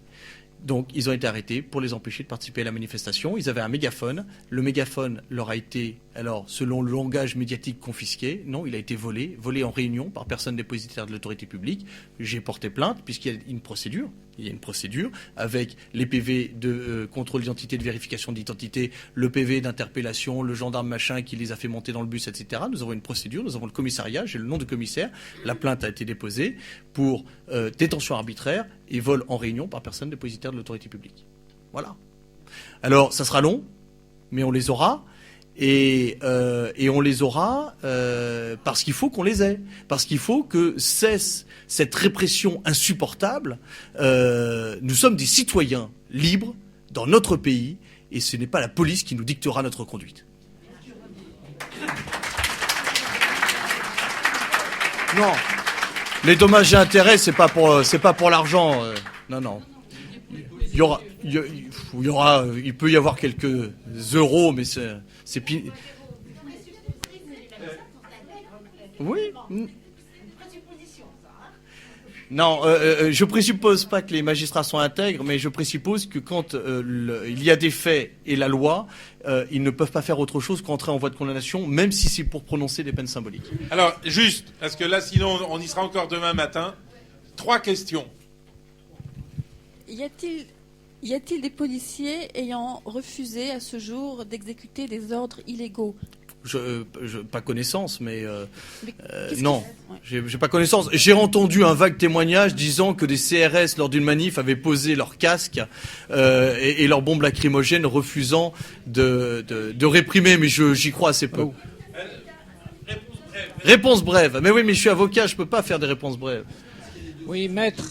Quels sont vos conseils en ce qui concerne les policiers en civil auxquels on peut être amené à confronter dans la manif, dont on sait, au début on ne sait pas que ce sont des policiers, après vu leur comportement ça paraît assez évident qu'ils le sont. Comment se comporter avec ces gens-là ? Comme avec n'importe quel citoyen, c'est-à-dire que si vous voyez un type qui a une sale gueule, vous avez envie de lui taper dessus, mais il ne faut pas le faire. Voilà, premier principe. Deuxième principe, si le type qui a une sale gueule vous fonce dessus et puis veut vous flanquer un coup de poing, vous êtes en état de légitime défense, vous lui flanquez un coup de poing. Mais s'il sort son brassard, ça devient plus compliqué. Mais là encore, c'est toujours la même chose. Combien de dossiers j'ai eu où des clients étaient poursuivis pour violence sur personne dépositaire de l'autorité publique avec les insignes apparents de leur fonction. Bon, vous ne gagnez que quand le policier ne sait pas mentir. En fait, personne ne sait mentir. On ne ment pas intelligemment. Dans un dossier auquel je pense, j'avais mon brassard de police, donc il m'a frappé en sachant que j'étais policier. Sauf que le PV suivant, après une nuit blanche, il avait oublié ce qu'il avait dit avant et a dit j'avais mon brassard de police dans la poche. Bon, donc c'est comme ça qu'on peut les avoir. Le problème, c'est que quand vous avez un PV qui dit j'avais mon brassard, même si c'est pas vrai, c'est sa parole contre la vôtre. Sauf photo, oui, bien sûr. Film, photo. Maître, rapidement, au-delà de contacter son médecin, son avocat, quelle est l'attitude à tenir en garde à vue ? Quelles sont les choses à faire, ne pas faire ? Il y a pas de règle. Il n'y a pas de règle. La première chose, c'est de ne rien dire tant que vous n'avez pas vu un avocat. Voilà, c'est le principe cardinal. Parce que l'avocat saura la qualification pénale pour laquelle vous êtes placé en garde à vue. Selon cette qualification, il va tout de suite réagir et savoir quel fait il faut que vous reconnaissiez ou pas. C'est-à-dire qu'il y a des faits qui peuvent vous paraître anodins, mais qui sont constitutifs de l'infraction. Donc, vous ne parlez pas tant que vous n'avez pas vu votre avocat. C'est le principe. Ensuite, en fonction de ce que vous dira l'avocat, vous verrez. Mais ce que je vous ai dit tout à l'heure, quand un policier vous arrachez un aveu, c'est qu'il n'a rien dans son dossier. Donc, partez du principe que son dossier est vide. Et moi, combien j'ai eu de clients qui sont sortis de garde à vue libre parce qu'ils avaient nié les faits qu'on voulait leur faire avouer. Voilà. Par exemple, sur les objets personnels, oui. Ils ont le droit de supprimer ou confisquer des objets. Ils vous les confisquent pas, ils les mettent à la fouille. Ils vont vous enlever vos lunettes de peur que vous plantiez la branche dans le cœur. Ils vont vous enlever les soutiens-gorge pour les femmes de peur que vous pendiez avec. Évidemment, s'ils mettaient les femelles en garde à vue, ça leur ferait moins de travail. Bon. Mais voilà, non, ils vous mettent ça à la fouille. Ils enlèvent tous les objets personnels, oui. Bon, ça fait partie. Vous savez, la garde à vue, c'est c'est une pratique de torture et de barbarie. Hein. C'est aussi bête que ça. On va vous enlever votre montre. L'effet est très simple. Je dis pas que c'est l'objet, mais l'effet est très simple. C'est que vous ne savez plus quelle est l'heure du jour ou de la nuit. On vient vous chercher dans 2 heures. En réalité, c'est 5 minutes après. Ou alors, on vient te chercher dans 5 minutes, c'est 3 heures après. Vous ne savez plus vous n'avez plus de notion du temps. Et c'est comme ça qu'ils vous affaiblissent. Et c'est pour ça que je vous dis, en garde à vue, partez du principe que vous êtes 48 heures en garde à vue, plus une nuit au dépôt. Parce que si vous partez du principe que vous allez sortir le soir et que vous êtes reconduit, vous allez avouer tout ce qu'ils voudront entendre, même ce qui est faux. Même ce qui est faux. Ne croyez pas qu'il n'y a que des coupables qui avouent. Il y a des milliers d'innocents depuis l'origine des temps qui ont avoué en garde à vue des crimes et des délits qu'ils n'avaient pas commis. Question suivante. Pardon. Comment on fait pour m'appeler? Évitez de m'appeler à 3 heures du matin. Non, si vous êtes en garde à vue, vous demandez tel avocat que vous voulez, et c'est le policier qui appelle la permanence de l'ordre, qui m'appelle, m'envoie un fax et m'envoie un mail. Non, mais il n'a pas le choix. Et autre chose, si vous êtes en garde à vue et que le policier vous dit il y a maman ou papa qui a désigné tel avocat, vous validez le choix. Parce que dehors, papa et maman ont fait le nécessaire pour trouver l'avocat qui ira bien. Donc, faut pas discuter, vous validez le choix. Question suivante. Allez-y. Bon, simplement une question pratique, parce qu'on y passera la nuit. Toutes ces procédures coûtent de l'argent. Comment peut-on vous aider? Ah, mais monsieur, vous êtes un bienfaiteur. Merci, merci. Écoutez. Non, mais vous avez raison. Vous avez raison. Alors, comme Monsieur, vous me tendez la perche. Eh ben voilà, je reconnais quelqu'un de très important qui va vous en parler mieux que moi. Je n'osais pas le dire auparavant, mais parce qu'il y a plusieurs façons de nous aider, dont d'aider Solidarité pour tous, que je préside. Dont madame avec, est la présidente. Tout un groupe voilà. de jeunes camarades, beaucoup plus jeunes que moi, qui courent plus vite dans le manif d'ailleurs. Voilà, merci. Bon, je ne suis pas la seule, hein, on n'est pas les seuls. Il y a plusieurs façons, plusieurs associations variées et diverses qui essayent de collecter de l'argent. Nous avons eu énormément de réponses, notamment quand Nicolas a été incarcéré. Tout de suite, un de ses camarades a fait une collecte, mais comme elle dépassait les normes légales, enfin pour une petite collecte, il s'est branché sur notre association. Donc, vous pouvez aider, notamment Solidarité pour tous, qui fera le maximum pour redistribuer l'argent qui lui sera confié pour aider notamment alors l'adresse 54 rue Saint-Lambert, c'est notre trésorier qui a donné son adresse, 15e, voilà. Une adresse internet? Et une adresse internet solidarité pour tous point je sais plus quoi. .fr. Non, bon, vous tapez dans un moteur de recherche. Solidarité pour tous et vous l'avez. Redonnez l'adresse de la rue 700 000? 54. Oui. Oui, oui. Les dépositions en droit, parce que je suis juriste, qui ont été reconnues, il fallait s'engager, mettre son nom, son prénom, son adresse, toute sa vie. Maintenant, ils vont peut-être ficher, je m'en fous. Mais là, j'ai eu, grâce à cette dame, comment payer. Mais j'avais pensé qu'il y avait une deuxième, c'est vous, avocat, que vous étiez groupé et qu'on pouvait vous aider. Non, mais c'est-à-dire que on est plusieurs dizaines d'avocats, dont le CARP, le collectif contre la répression policière, des avocats contre la répression policière qui a été créé par mon ami Frédéric Pichon, qui regroupe une vingtaine ou une trentaine d'avocats à qui il peut faire appel quand on l'appelle en garde à vue, etc., pour aller assister en garde à vue. Mais le CARP n'a pas vocation à récupérer de l'argent. Le CARP, disons, les avocats ont vocation à défendre, et Solidarité pour tous, et il y a d'autres associations pour ceux qui veulent, a vocation à aider les avocats qui ont vocation à aider les gardés à vue. Voilà. Il n'y a pas que les avocats, il y a autre chose, bien sûr. Voilà, ouais.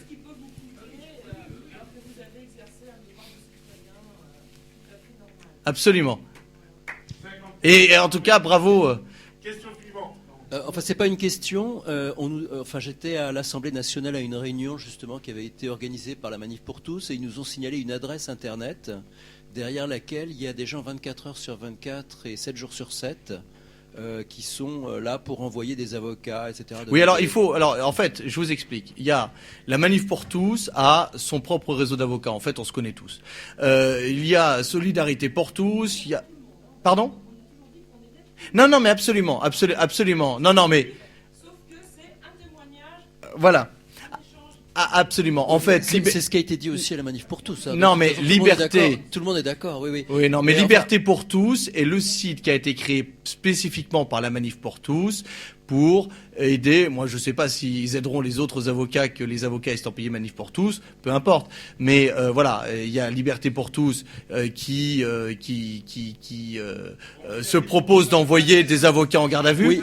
Oui. Alors il y a une adresse. Ils ont créé une adresse internet qui s'appelle libertépourtous.fr. Non, pas du tout. C'est alerte GAV, enfin en un seul mot, la Manif pour tous. Et quand on envoie un mail là-dessus, immédiatement, Alors, vous avez plusieurs initiatives. Il y a cette initiative. Il y a l'initiative du CARP où Frédéric Pichon a créé une adresse internet. Alors, pour le coup, je ne l'ai plus. Je crois que c'est pressecarp, je ne sais plus quoi, mais vous trouverez ça sur internet. Vous envoyez un mail pour demander à un avocat et vous le recevez. Mais en fait, vous envoyez un mail quand vous êtes en garde à vue. Vous avez beaucoup de mal à envoyer un mail, en fait. Pour tout vous dire, c'est même impossible. Donc, en garde à vue, vous pouvez faire une seule chose, c'est demander le nom d'un avocat, mais un avocat nommément désigné. Donc, voilà, c'est en réalité cette adresse mail. Je ne sais pas trop comment elle peut être exploitée. Non, mais même pas, parce que oui, ou par la famille, c'est-à-dire qu'éventuellement, papa ou maman demande le nom d'un avocat, mais. Dernière question. Je peux? Mais bien sûr. Oui, alors, premièrement, est-ce qu'on peut porter plainte contre un procureur ou un commissaire bien sûr. de police?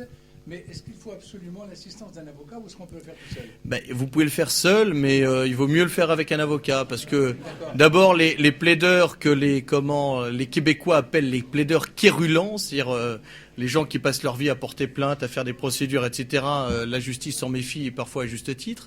Un avocat vous évitera de tomber dans certains pièges. Un truc idiot, mais aujourd'hui, depuis une loi Perben de 2007, il faut porter plainte pour faire courir un délai de 3 mois avant de pouvoir saisir un juge d'instruction. Il faut porter plainte entre les mains du procureur ou de la police. Mais sauf que le texte précise ce que même certains avocats ne savent pas, que le délai de 3 mois ne court qu'à compter de l'envoi au procureur de la plainte envoyée à la police.